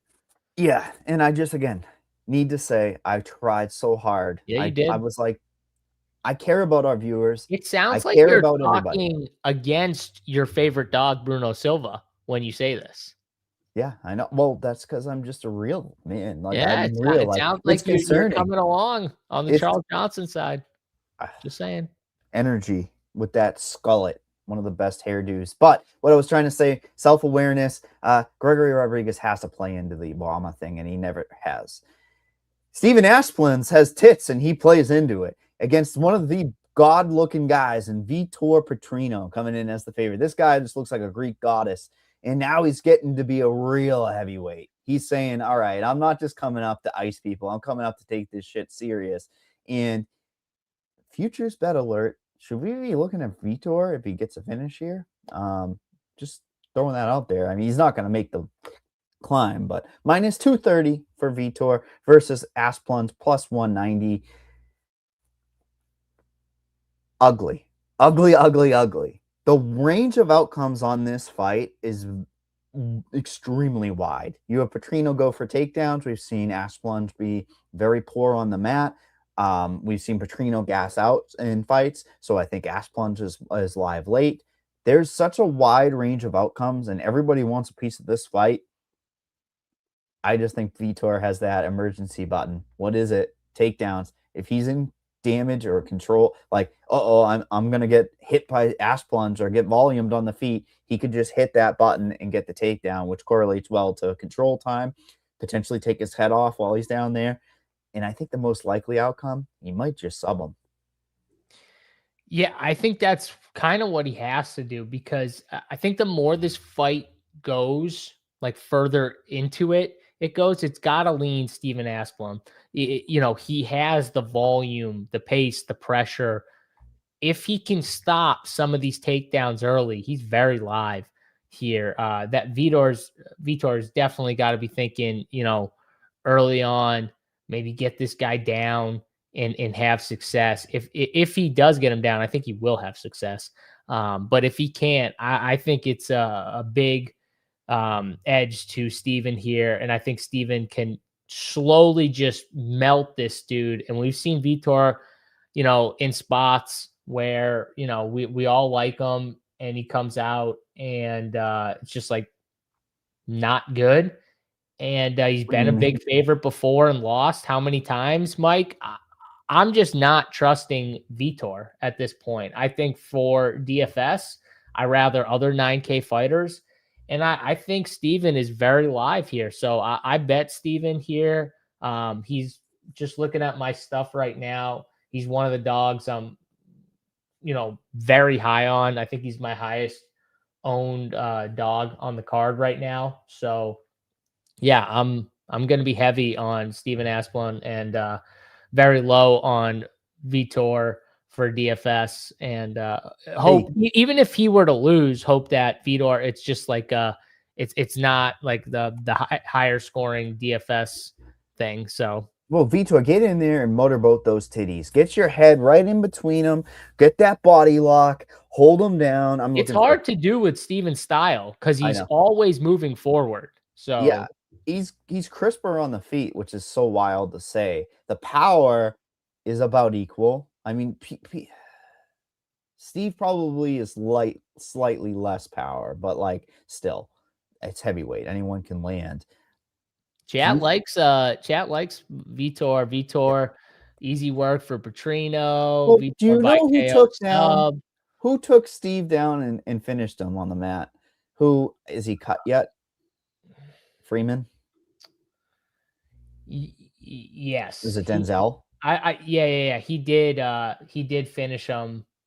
Again, like you said, if you look at his stuff, like he's going to struggle against guys that can get him to the ground. So the key is get him down. If you can get him down, you can have some success. Yeah, he did. That was Ass plunge, though. 100% takedown through 2 fights. Let's not look at that. You're looking at a Contender series against a guy who was never going to go for a takedown in whatever, Gorsario. And then Sean Sharaf is certainly not a guy that's going to go for it. He went for 1 takedown, and that was probably after he was getting his ass beat. Also, an interesting stat, though. He's got 170 strikes against Sharaf. Like, that's telling that he will have an edge on the feet late, meaning he'll just keep that pace going. So, well, yeah, he's going to put a pressure on Vitor that Vitor's not going to like if he doesn't get him down. So that's why I like Steven, because if he can somehow extend this fight, I think he's going to put Petrino in a situation he's not going to feel comfortable with. And that can be how he wins the fight. But we keep saying, like, Vitor's definitely live early. Man, whenever he's like a -200 plus favorite, like, I just don't trust that guy. Like, I'll just keep betting against them, and go from there. But chat likes it. The fight odds that I like to pull up here. Justin Jacoby opens 275, closes -300, loss, 3rd round. Sub 1 against Anthony Smith. That's not good either. What do you think he was there? -450. When he's winning, I'm not even going to factor in the Austin Lane. Thomas Peterson is probably more. Well, Peterson has grappling in his back pocket, even though he never used it, right? So I guess that's not a good look. And then all the other ones are at light heavyweight. Light heavyweight was a different animal. He's back down to like -200s, like you said, when he was back down at light heavyweight. So yes, I like buying into the unknown, but I also think for 50% of the field playing this particular fight, this thing busts, you're going to be not wanting a lot of it. And that leads me to believe you're going to have to go underweight to Petrino, which I agree. Let's move on to what? Go ahead. You have something? Asplund round plus 2,000 for the round 3 KO. Yeah, it's interesting. If it even makes it to round 3, like I think this is a very, like, I think round 1 is Vitor. I think round 2 is Steven. But I don't know if he gets past a round 2. I hate saying this because you hate it, but like -165 on the over 1.5 is a good play based on everything we've talked about. Grappling to stall it out, the potential for kickboxing over 3 rounds. You're going to be. I don't like totals. Are you on Vitor or are you on Steven? Because I'm confused. I like Steven. Oh, okay. There we go. Yeah, I like Steven. There we go. It's there's only one play. If you're playing Petrino, you better have some inside information that he's going to be going for Petrino, though. I think he's a better, like, inside the distance bet, or like a round 1 sub bet or something like that, because I think that's how he wins. All these lines are getting smoked, though. I mean, it's like +250, +220 on sub for. That's how everyone's betting them. Exactly. Well, nobody wants to put money on titties, which is fine with everybody that knows how to make money, right? Is there the other? I was trying to break it down for significant strikes, because, like, if it does go deeper, like I thought, that leads me to believe that there'll be a lot of significant strikes. Could barely. What's the line on the strikes? Yeah, that's what I'm looking up right now. Oh, for pick 6 wise, we've got significant strikes at 26.5 for Asplund. So let's just hammer that. Fuck it. Yeah, I like it. The only way we lose that is an early sub, where he gets taken down like immediately and subbed. I think is the only way we lose it. 100%. It'd be stalling. Your second round, you're cashing that right away. Yeah, if it's standing for a round, I think if it's standing for a round, he's getting it. Yeah. So you know where the significant strikes are going to be landing on this card? Perhaps the next fight where we see Marwan Rahiki versus Harry Hardwick. What a fucking world that we're in, boys and girls. This is one of the ugliest, knockdown prone. this is your best boy. fights. My boy. Personally, probably the best leverage on the slate. Everyone's going to want a piece of Rahiki, aren't they? I knew it. Great fucking name. Great pace of fight. 1,000,000 strikes. Why are we selling on these Cage Warrior guys? They get one fucking loss and they're out. Harry Hardwick was a top type of prospect, whether people want to say it or not. And he goes against a hard-hitting kicker. And he gets wheeled out of the octagon. Not carried, nothing. They say, here's a... let's put him in the wheelchair and wheel him out. It's one of the worst looks of all time in UFC history. But boy, does he have an opponent that embraces variance. Variance is great for fantasy. The pace of fight is going to be here. What did Marwan got knocked down in the Contender series? Let me pull it up right now. In that fight, in 2 rounds, they had combined 4 knockdowns, 2 on each side, Rahiki and Molombo. And Molombo that fight was pretty wild. Oh, 100%. It should have been a 3-way. Throw Harry in there too. Triple threat match. This fight just and Molombo would probably go for takedowns, but he just said, "Nah, I got to embrace it because this guy's in front of me." Give me all of this fight. If there's ever a fight that I want to lock, this is the one, man. And it leads me to think the leverage is Harry. How is this not a Harry spot for leverage? Technically speaking, he should have a tiny bit of technicality on him. Rahiki just bites down and says, fuck it. I've got that Hawaiian type of durability. What is it? Australia? New Zealand? Whatever. Sorry. I have no idea. What? Australia. Yeah. They all have that same chin, but that chin has been rocked. It's horrifying. Don't be like me. Don't play Harry, but boy. First of all, a couple of things. I knew you were a Harry guy. Chat, I called it. Mike's a Harry guy. I knew it. And shout out to my boy Landa. Don't know anything about UFC. Just here to drop a like for my guy JSU. Hit the like button, everyone. Appreciate it. Love that, Landa. Appreciate you, my friend. And yes, I agree with Mike W here. Rahiki by KO plus 120. Free money. Harry Hardwick left his soul in the octagon last fight. Yes, is Rahiki, can he get tagged? 100%. But this guy fights his ass off. He's going to have the speed advantage. And I think that's going to win this fight on its own here. Harry's going to get rocked. And I think eventually he's just, sometimes like skill, you only have so much. Harry is just not as skilled as Rahiki, and you're going to see it in this fight. So does the durability concern you? I mean, not against Harry. No, not against Harry. Okay. It will concern me down the line. Because I think what's going to happen is what happens probably is this dude Rahiki gets the UFC wants like a highlight KO. They probably get a highlight KO. And then Rahiki is like minus 300 against like a vet at some point or like a solid UFC fighter. And he probably gets brought down to earth a little bit there. So I don't think it's this same level of competition, essentially. Yes. Can we both agree this is Hardwick? I'm not worried about Harry Hardwick, but I am worried about Rahiki as he goes up in competition level.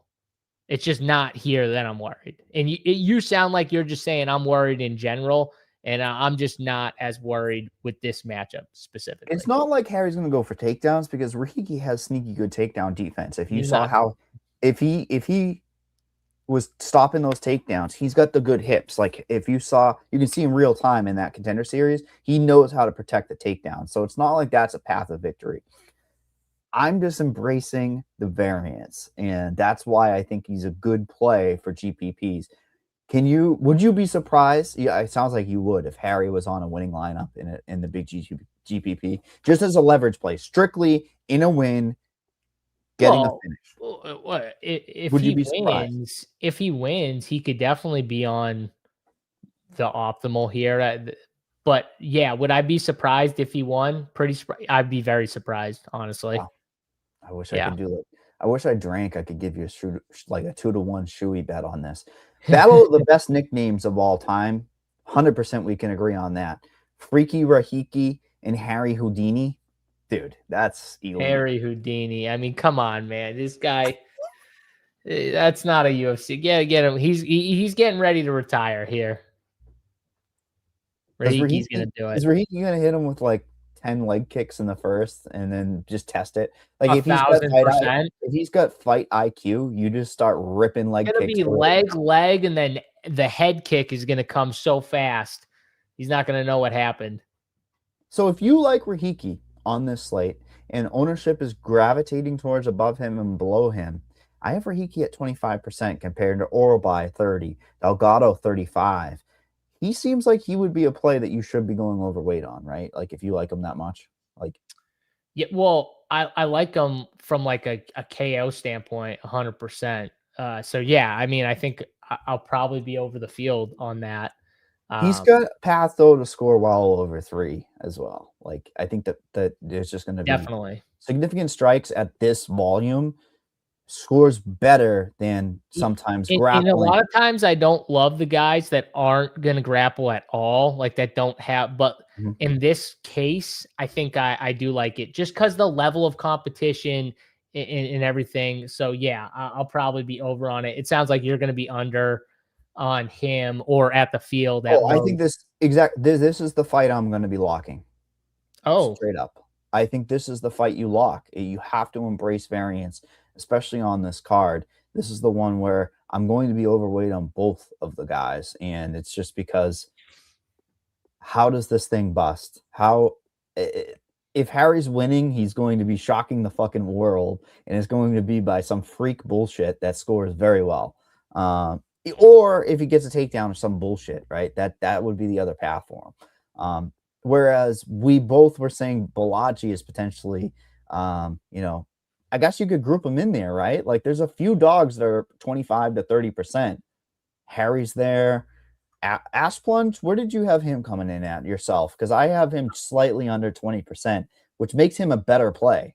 I got him around 22%. What'd you say? Lower.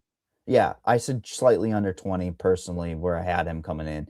And Oki being 25, Hardwick being 25. Because I think Oki's going to come in higher than we think the more we talk. Bruno Silva is definitely going to come in pretty high for a dog. It's rare that you have paths of victory for so many dogs to be over 100 points. Typically, we'd be like, okay, it's a money line play, right? Like, oh, it is what it is. We're just looking for a winner, and then whatever they score. But like, you can look at these guys and say, oh, Oki has first round equity. Because you can look at some of the dogs and say they are very live in round 1. They might not be live after round 1 as much, but I think you have dogs like that. I think Oki's kind of like that.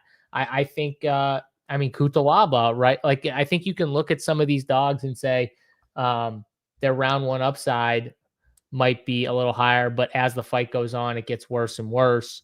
So but people want the inside the distance line, right, Mike? The quicker it is, the better. So that round 1, people are looking at that. Absolutely. Let's move on to another fight where we see Delgado isn't a newcomer anymore, I guess. I guess he got that setback, so he's kind of a UFC guy now. But he is Jose Delgado minus 470 favorite versus Andre Touchy-Feely plus 360. Old man Feely, does he have one more in him? What's the path for Feely? I feel like it's a very limited path, man. I guess it's grappling. I don't know if he's going to be able to keep it competitive on the feet. I worry about it because he's going to get hit. He's going to get hit hard. Delgado was a guy that I was high on, even high going into that Nathaniel Wood fight, and didn't look good. I don't know if he got off the bus really. Like he got exposed, and I guess that's the same path that Feely has to go out there and implement. I just don't No, man. I feel like even if he gets a takedown and stalls out scoring a bit, Delgado hits so hard. The knockdown rate is there. Feely's been getting knocked down.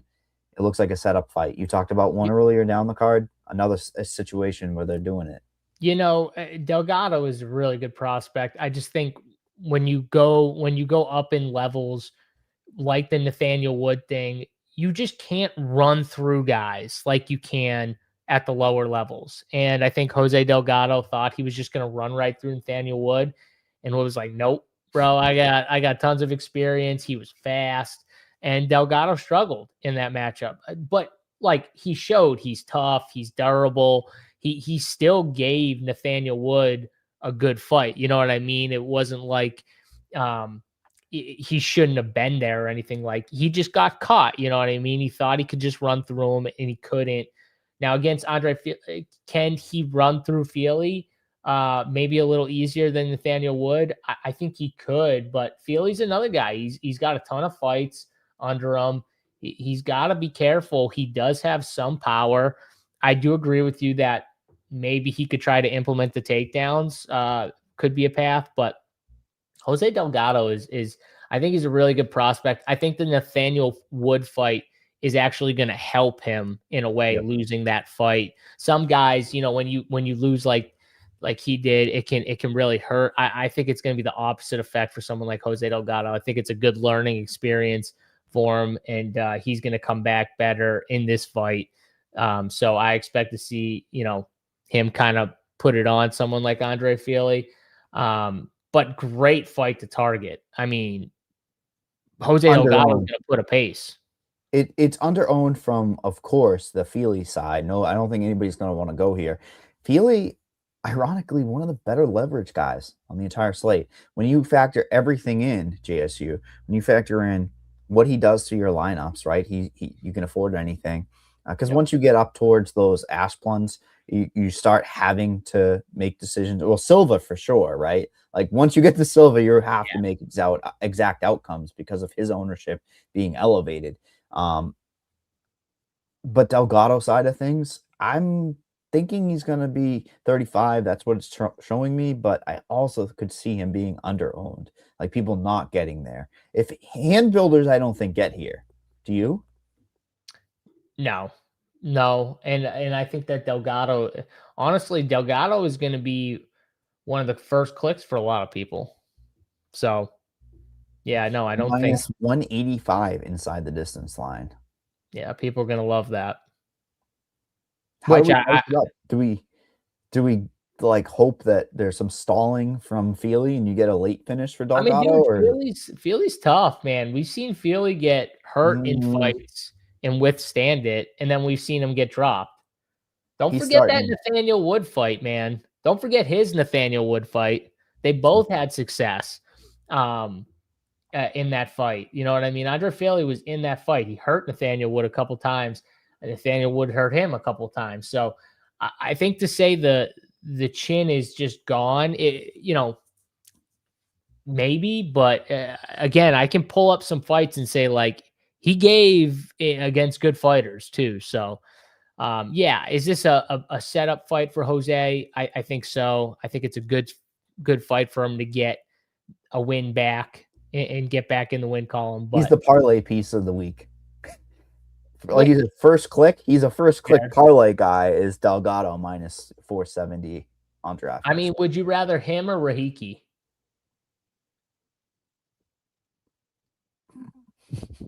I think I'd rather Rahiki, but it's fine. That's fine. I feel like there's more variance. I think this fight is a little bit more predictable, as in the quicker, faster boxing. Like, Feely can have advantages on the feet when he's just like free flowing, at range, free flowing. Delgado's not going to give him. Delgado's not going to. No, I like when we're on. That's what, unless he catches him coming in, like, that's his path. So, yeah, but.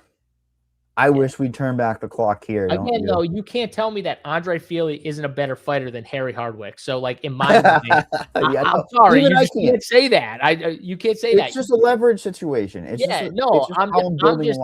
just saying to you from a, you know, like, who would I trust? Well, I would trust Rahiki more from that standpoint. Rahiki on a fantasy is better than Delgado, and it's strictly because of knockdown rates, as we've seen so far with the significant strikes. Well, we've only seen like a couple fights, so I don't want to like dig too much into that. I think they're very close. I think Delgado is more reliant on the knockout. I think Rahiki has a higher output on the feet, which means more scoring until that knockout, whereas Delgado might wait for that shot to develop. All right, So fair enough. Splitting hairs, though, again, something we don't have to do on a 14-fight card. We move on to one where I did say we want to turn back the clock for our boy, Ian Coutalaba. I'll group him into our boy. Back in the day, you and I would have been talking up Ian Coutalaba all day long. So Umar C, minus 290 favorite versus Ian Coutalaba, plus 235 on DraftKings Sportsbook. I love Ian, wild man, but he's fighting too timid now. How do you get to him? How? I don't know how you can attack him and think that he's going to be a good commodity for you anymore. Yeah, so I talked about Petrino, a guy I just don't really trust. Maybe it could. Omar C, I actually trust even less than Petrino. You go back and watch that fight against Menafield, it'll make you not trust him very fast. Like, that was embarrassing, to say the least. Does Omar Sy have skills? Yes. He primarily a grappler, wants to get to the grappling, or should want to get to the grappling. And we'll see what happens in this fight, because Coutalaba, we know he's fought a little differently, I will say, in some of these fights recently, but he brings that pace, and Sy doesn't have the grappling, or doesn't want to do the grappling. I think he's going to have issues here with Coutalaba. So I think Coutalaba is a very live dog for DFS and for betting purposes. And again, it's just a situation where, like, Umar Sy, I don't love it at the betting odds. You know what I mean? I don't love him in this spot. So should he win? Probably, but I always say it, the better fighter doesn't always win, and Coutalaba can take advantages if Umar Sy comes in with a shitty game plan. And I'm on dog or pass in this fight, Mike. I think you have to be, just after the last one there, like you said about Umar. And what do you think? Do you think there's a finish or not? Because I think I could see this being a boring decision. I think it's more likely than not a boring type of decision. I was trying to bait you in there because I think you can somewhat fade this fight where both guys autocorrect and they kickbox and they don't do anything. There's booing. There's clinching against the cage. Coutalaba's a little afraid to move forward because of the takedowns, and Sy's just okay with it being a kickboxing match at range. A lot of booing. A lot of booing. Yeah, I could totally see it here. But from a bet perspective, that makes me like the dog even more. 100%. Because we're making the case that it's a boring kickboxing match in which the primary grappler isn't grappling as much, or doesn't have as much success grappling. Yep, and the more the minutes are ticking, that means it should be competitive in the striking realm. Should be. This range, though, which Wiley is even bringing up, it's got me scratching my head. Like, it's like, do you play a Coutalaba with no confidence down here, or do you take who's he competing with? Who did I say? Bruno Silva. Like, Silva's the chalk. Then you got Coutalaba, Lassera. Lemos is going to be super low owned. I guess you'd be playing her for some shock value. I just think I'm more off to play the lower weight class that's going to be scoring. This is a high weight class that just is, it's slower pace the deeper it goes. So here's a question: what does Coutalaba score in a decision 65, win? 65. I think somewhere between 65 and 75. So let's say 70, just to be we're right in the middle here. Does that? I don't know if that automatically is optimal, but would you take 70 at 7,400? I think you would. I don't think it's 100%. I think you would, but it's just not enough for the card, right? Right. The card dictates you're going to get. But if I guaranteed you 70 from a dog, from any of these dogs, I think you take it. but I don't think it would be optimal. No, that's the problem. We move on to the co-main event of the evening where we see Jillian Robertson versus Amanda Lemos. We have Jillian Robertson minus 245 favorite, Lemos a plus 200 firm underdog here. You know, take some shots on Lemos, old lady Lemos, who has paths of victory, has success until like she doesn't. Did you see her on the scales? She looked as disinterested as anyone I saw on the scales. Are you sure it wasn't focus? I don't know, maybe. Jillian, but talking, good point you brought up. Robertson limping. Yeah, and was that a fatigue? It looked like the weight cut was rough. It looked like the weight cut. I thought it was swaggy. I thought she got that swag. It literally looked like she could barely move her limbs. Like it was that rough just getting to the scale. But maybe there was something going on. Who knows? Maybe there was a cramp too when you're cutting all that weight. You know what I mean, Mike? When you're cutting all that weight, cramp. Dehydrating is going to only hurt your hamstrings. That's kind of what it looked like to me, honestly. But again, who the fuck knows? I don't. She made the weight. She made the weight like a professional. Lemos is one of those fighters where typically if you have her against anybody else, she's going to have a good inside the distance line. This is one fight where she doesn't have one. Like she falls into that mold that I like, a fighter with better inside the distance than her opponent, even as an underdog. But she doesn't have that here. I think they think that Robertson can stay safe. She'll get those takedowns. She could get the 3 takedowns and coast to a decision. She can go in there while they're dry and get her out of there. I don't know if the jiu-jitsu kind of negates itself. I feel like Robertson can flip that switch now. She's finally got Dean Thomas in her ear going, yeah, let it rip. Go, which leads to more scoring. Robertson's a really interesting play for fantasy, and people are trying to talk themselves into Lemos.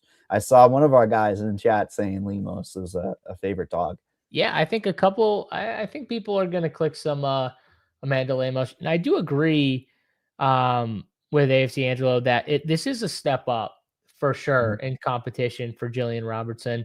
I think one of the things, though, that makes me feel a little more comfortable about her, even in the step up, is once she gets to her grappling control is just very elite. So if she can get her down, I trust she can keep her down, in advanced positions and, have some success and maybe threaten a finish, even if she doesn't get it, but at least threaten here. So I don't hate taking shots on, like, I think her KO numbers plus 750. I don't think that's crazy. Everyone wants to do the subs plus 250. I don't hate either one of those numbers, honestly, whatever one you want to decide. But I think control is going to be the key in this spot. And I think Jillian's going to be able to have that once she gets her down. So yeah, I'm going to go Jillian. I don't hate taking shots on Amanda, but like I said, I think she can just stay away from the big shot and kind of level change off the big counters, which is, I would expect something they're going to try and do. Yeah.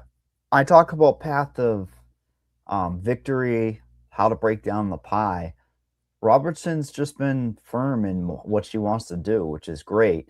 I worry about Lemos jumping on a neck like a guillotine or some bullshit, maybe even reversing. It'd be interesting if she got to top position. I think doing that shit's a mistake. It only plays into Jillian. It just plays into what Jillian. If Jillian shoots and she jumps, I think Jillian in her head is going to be like, yes, this is what I wanted. Yeah. I don't want her defending the takedown off the cage. I want her jumping. I want her like getting her on her back easier, because all I got to do is survive this. And then I'm in a perfect position to advance. So when I've been building lineups, I don't know if you've gone in there by hand and built some lineups. I know you like to do that as well, but I don't find myself in this range very often when I'm building. And I think she's going to be Lemos range. The Lemos range? Robertson Robertson range. Because now we have the value in Elijah Smith being the money line value. We know he's got the wrestling. But with Robertson garnering that ownership, it makes me want to play Smith a little more for 10% less ownership with the same style. And it's like a second round finish for Robertson would be probably damn good. Like it's weird. It's just these ranges mean so much. Wiley's saying it in chat. I think a middle range build is actually interesting on this slate. I think it's very in a interesting. lot of these, if you look at the 8K fighters, like or 9K to 8,500, like the range you're talking about, like I'm lower. I don't like Petrino. I don't like Sai.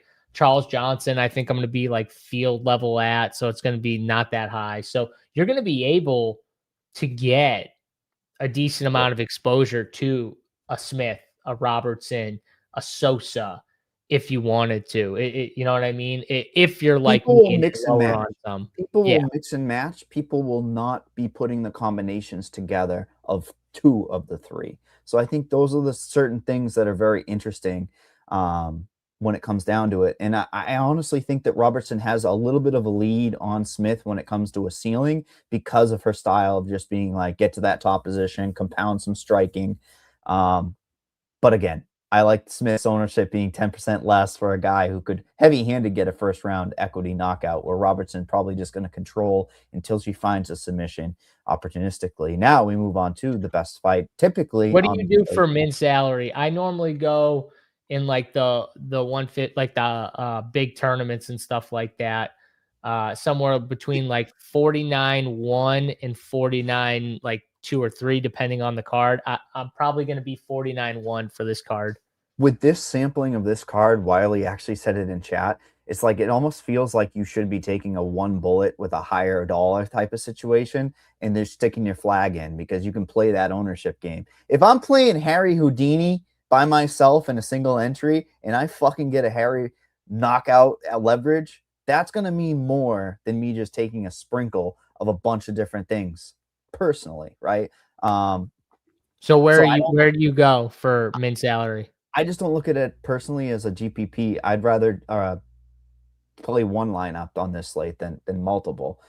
Min salary, right, but though, if you're playing multiple, 9.5. I think every dollar matters because there are some high ceilings.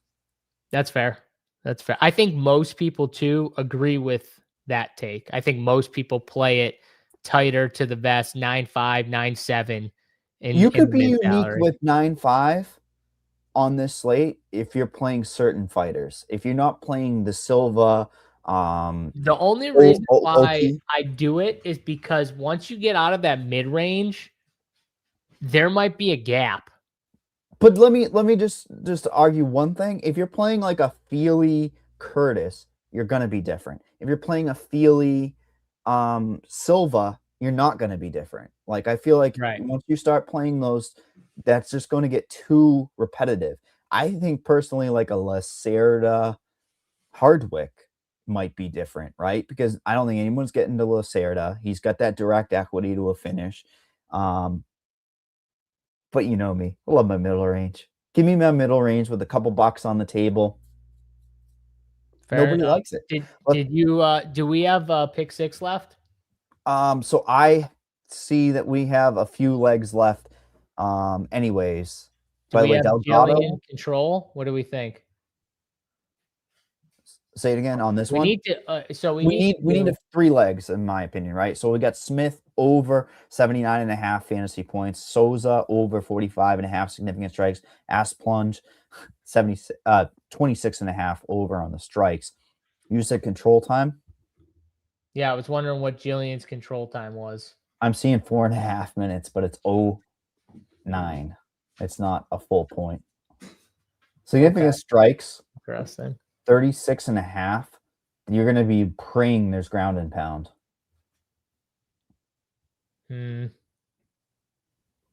So what's Jillian's money line? Let's see. We got her at minus 245.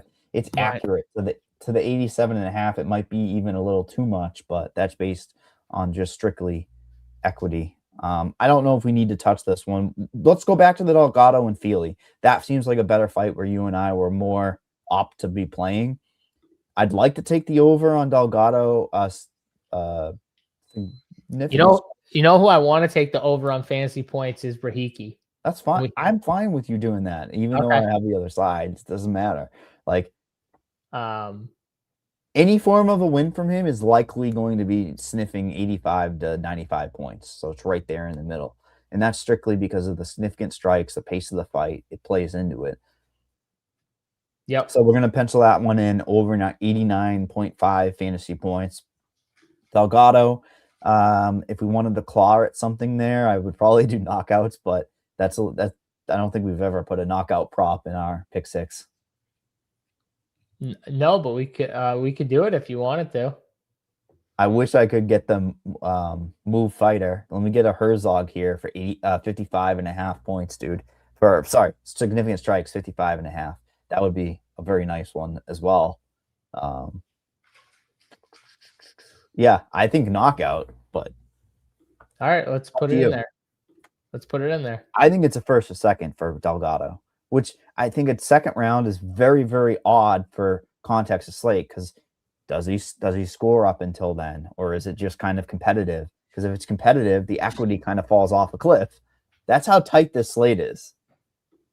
Yep. All right. So we got right now Ashblund over on significant strikes, Rahiki over on fantasy points, Elijah Smith over on fantasy points, and Delgado over on a knockout. Am I missing anyone?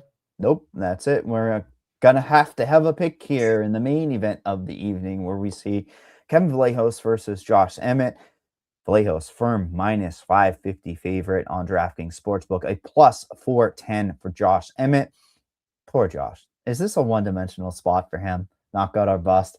Is this old man turning back the clock? Because it seems pretty firm to me. And he is the lowest price fighter versus the highest price fighter.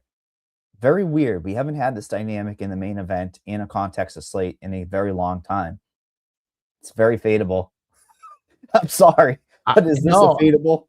I agree with you, and it's so fadeable. Running my stuff. The problem is, I think a lot of people view it that way, because just running my stuff right now, I get total ownership with these guys. It was like 45%, and then like the Sims were giving me 60. So, which makes sense. The Sims were trying to get over, I think, what it normally would be. So, well, they value 5 rounds over the logic. Sometimes you can look at a fight as 5 rounds, like this main event, and say it's 5 rounds. I look at this particular fight and say this is closer to a 3-round fight than it is a 5-round fight. Yeah, it is, and I don't think we're going to see a lot of wrestling. Nope. It was funny, Josh Emmett throwing the dig at Argentina. Do they have wrestling in Argentina? That was a little fun, but I don't think we see that. And we know the way these guys want to fight. They want to stand and bang. So, it's going to be interesting to see. But I do think it makes the main event fadeable, especially at the Vallejos price tag. I mean, not only does he have to outscore a bunch of these studs, he has to put up a decent amount at that price tag here. It kind of makes it where, like, Josh Emmett, even though I don't think Josh Emmett wins, and obviously everyone knows we're very high on Kevin Vallejos because we have those future bets on Kevin Vallejos, but like Josh honestly makes more sense as a DFS play at, what is he going to be, 15, 18%? I think people go here because of the price tag. I have him closer to 25, and I think it's because people are going to be drawn into the 5 rounds. So you've got 25% for Josh Emmett. You've got 40% for Vallejos. That just immediately makes me say, not an X out. I don't think you can X it out. It makes me want to play Emmett just because you got 5 rounds to play with. A knockout could present itself. He's just too slow paced. Vallejos going to dance around. He's going to out volume him. The power is very much a coin flip, and you'd be thinking about this fight wrong if you thought, oh, Vallejos just has the power advantage. Emmett's path is always to win rounds based on the power. I think an interesting way to break down this fight, if you're trying to get a bet in, and I think too many people try to force in bets, is a split decision. Like Josh Emmett wins rounds based on one punch sometimes. The problem is Kevin has a style where he can tag you with one punch. I don't think it's going to be how he fights, but like he will just throw himself in the danger at times to hurt somebody. Like it's happened before. I've seen, the chin get tagged, but the dude has a chin. Obviously he's younger.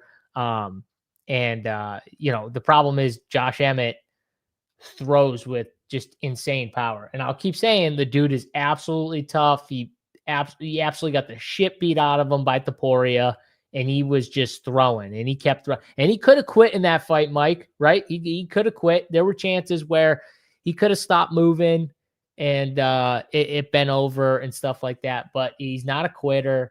It makes me like the Kevin Vallejo significant strike line over at 65.5. If we think he's going to have the speed and volume advantage and we think Josh Emmett can last, I feel like he gets over that strikes. The only thing would be is fight time if there's value on the over 20 minutes, which was what, 4 rounds completed? Yeah, but if you get 4 rounds, are we getting 65? Are we getting 66 significant strikes in 4 rounds? Absolutely. So which one do you? You're gonna do the strikes. I would think. I get what you're saying, but so we're looking at minus 145 on round 4 to start. I like the math. I like to try to build plus EV. The problem with MMA is there's a lot of subjectivity on the line itself and where like the heart versus the brain, right? So like the math is minus 145 at an even leg. You should be going over on the 20 minutes. But like you said, correlation, 65.5 significant strikes is what? How many per round for? Fuck, don't put me on the 66 divided by 4. Quick. I thought you were giving it to me. No. You were my calculator. Oh, what the heck? Come on, man. I got it. It's like 16 and a half or something like that. Oh shit, you got it exactly. He's a calculator. 16 and a half. I don't need no calculator. I'm a fucking calculator. I thought you were gonna give me the number. I did. I calculated it on my phone. You did after I said it. Yeah. I had to check you a little bit. But yes, let's take the 65 over. All right, we'll do Move that. Move fighter. Take that. Man, I really hope Josh Emmett doesn't put our guy. I think for DFS, I might end up going dogger pass, but Wiley makes a good point as it's like a Scheffler comp. Kinda. It's the only problem is you got Bia right behind. So I guess what is Bia the Rory McIlroy? No, it's only $100 less, right? So Bia's ceiling is just immense. Bia's a stronger play with 3 rounds than Vallejos is in 5 rounds, in my opinion, strictly based on styles and scoring. Yeah, and this is this is a massive level and step up. The dude is fighting top tier competition.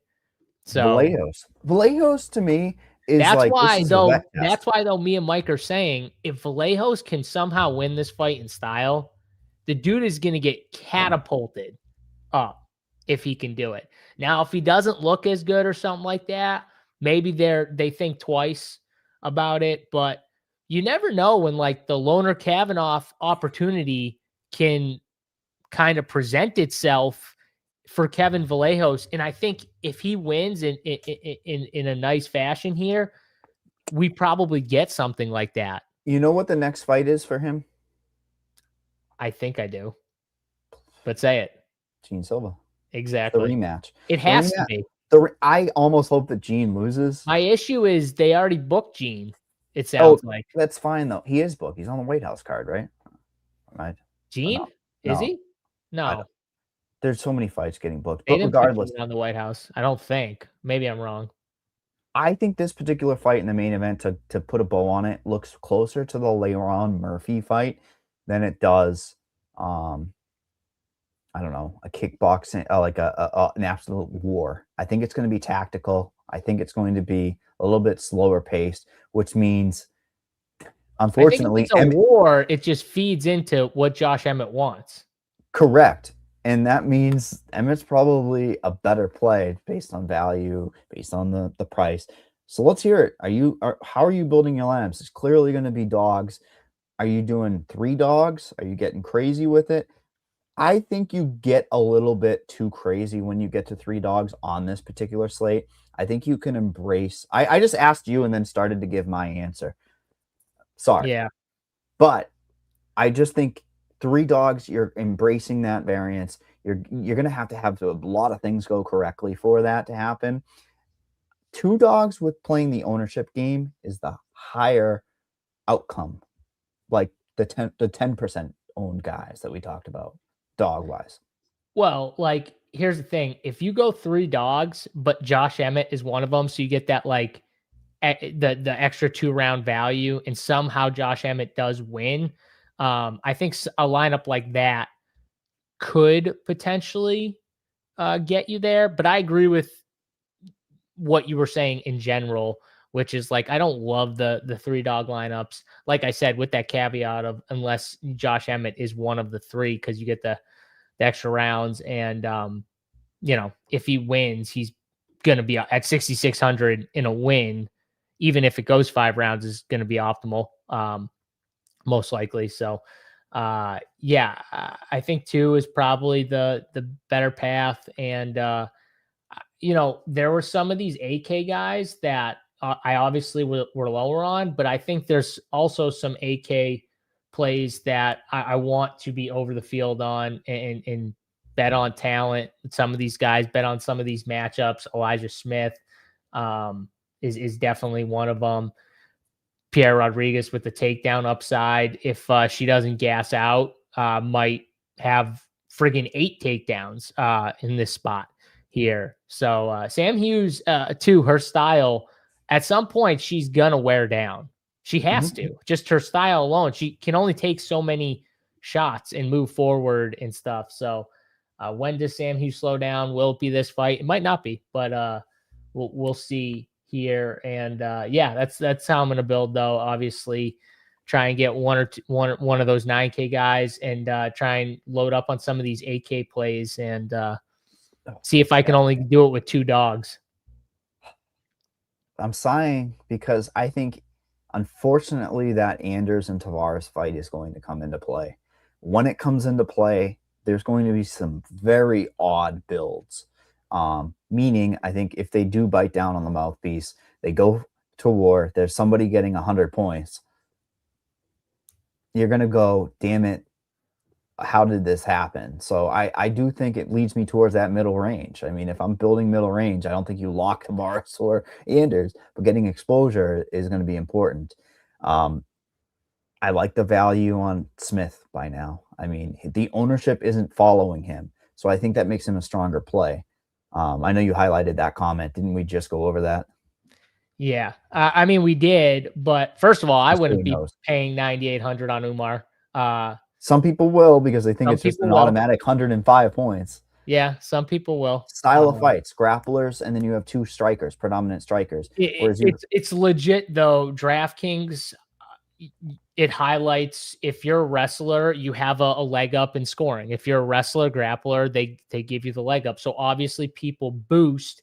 Even the odds, too. We've talked about this. What was the fight? We talked about it, I think it was last card, where it's like, naturally, the wrestler is always the favorite. When we were talking about the Sean Strickland fight, right? And we're like, well, naturally, they're going to give the edge from a line standpoint to the guy that's the dominant wrestler grappler, because they know if they get you down, that's the more dominant path than the dominant striker. Because I made the case when I pitched Sean Strickland. I said, well, if this fight plays out on the feet, Mike, Sean Strickland, it's like the line is reversed, and Sean Strickland should be minus 200 or whatever the fuck Fluffy was. But they still don't ever line the fights like that. They always line it where they almost always give the edge to the dominant grappler and wrestler.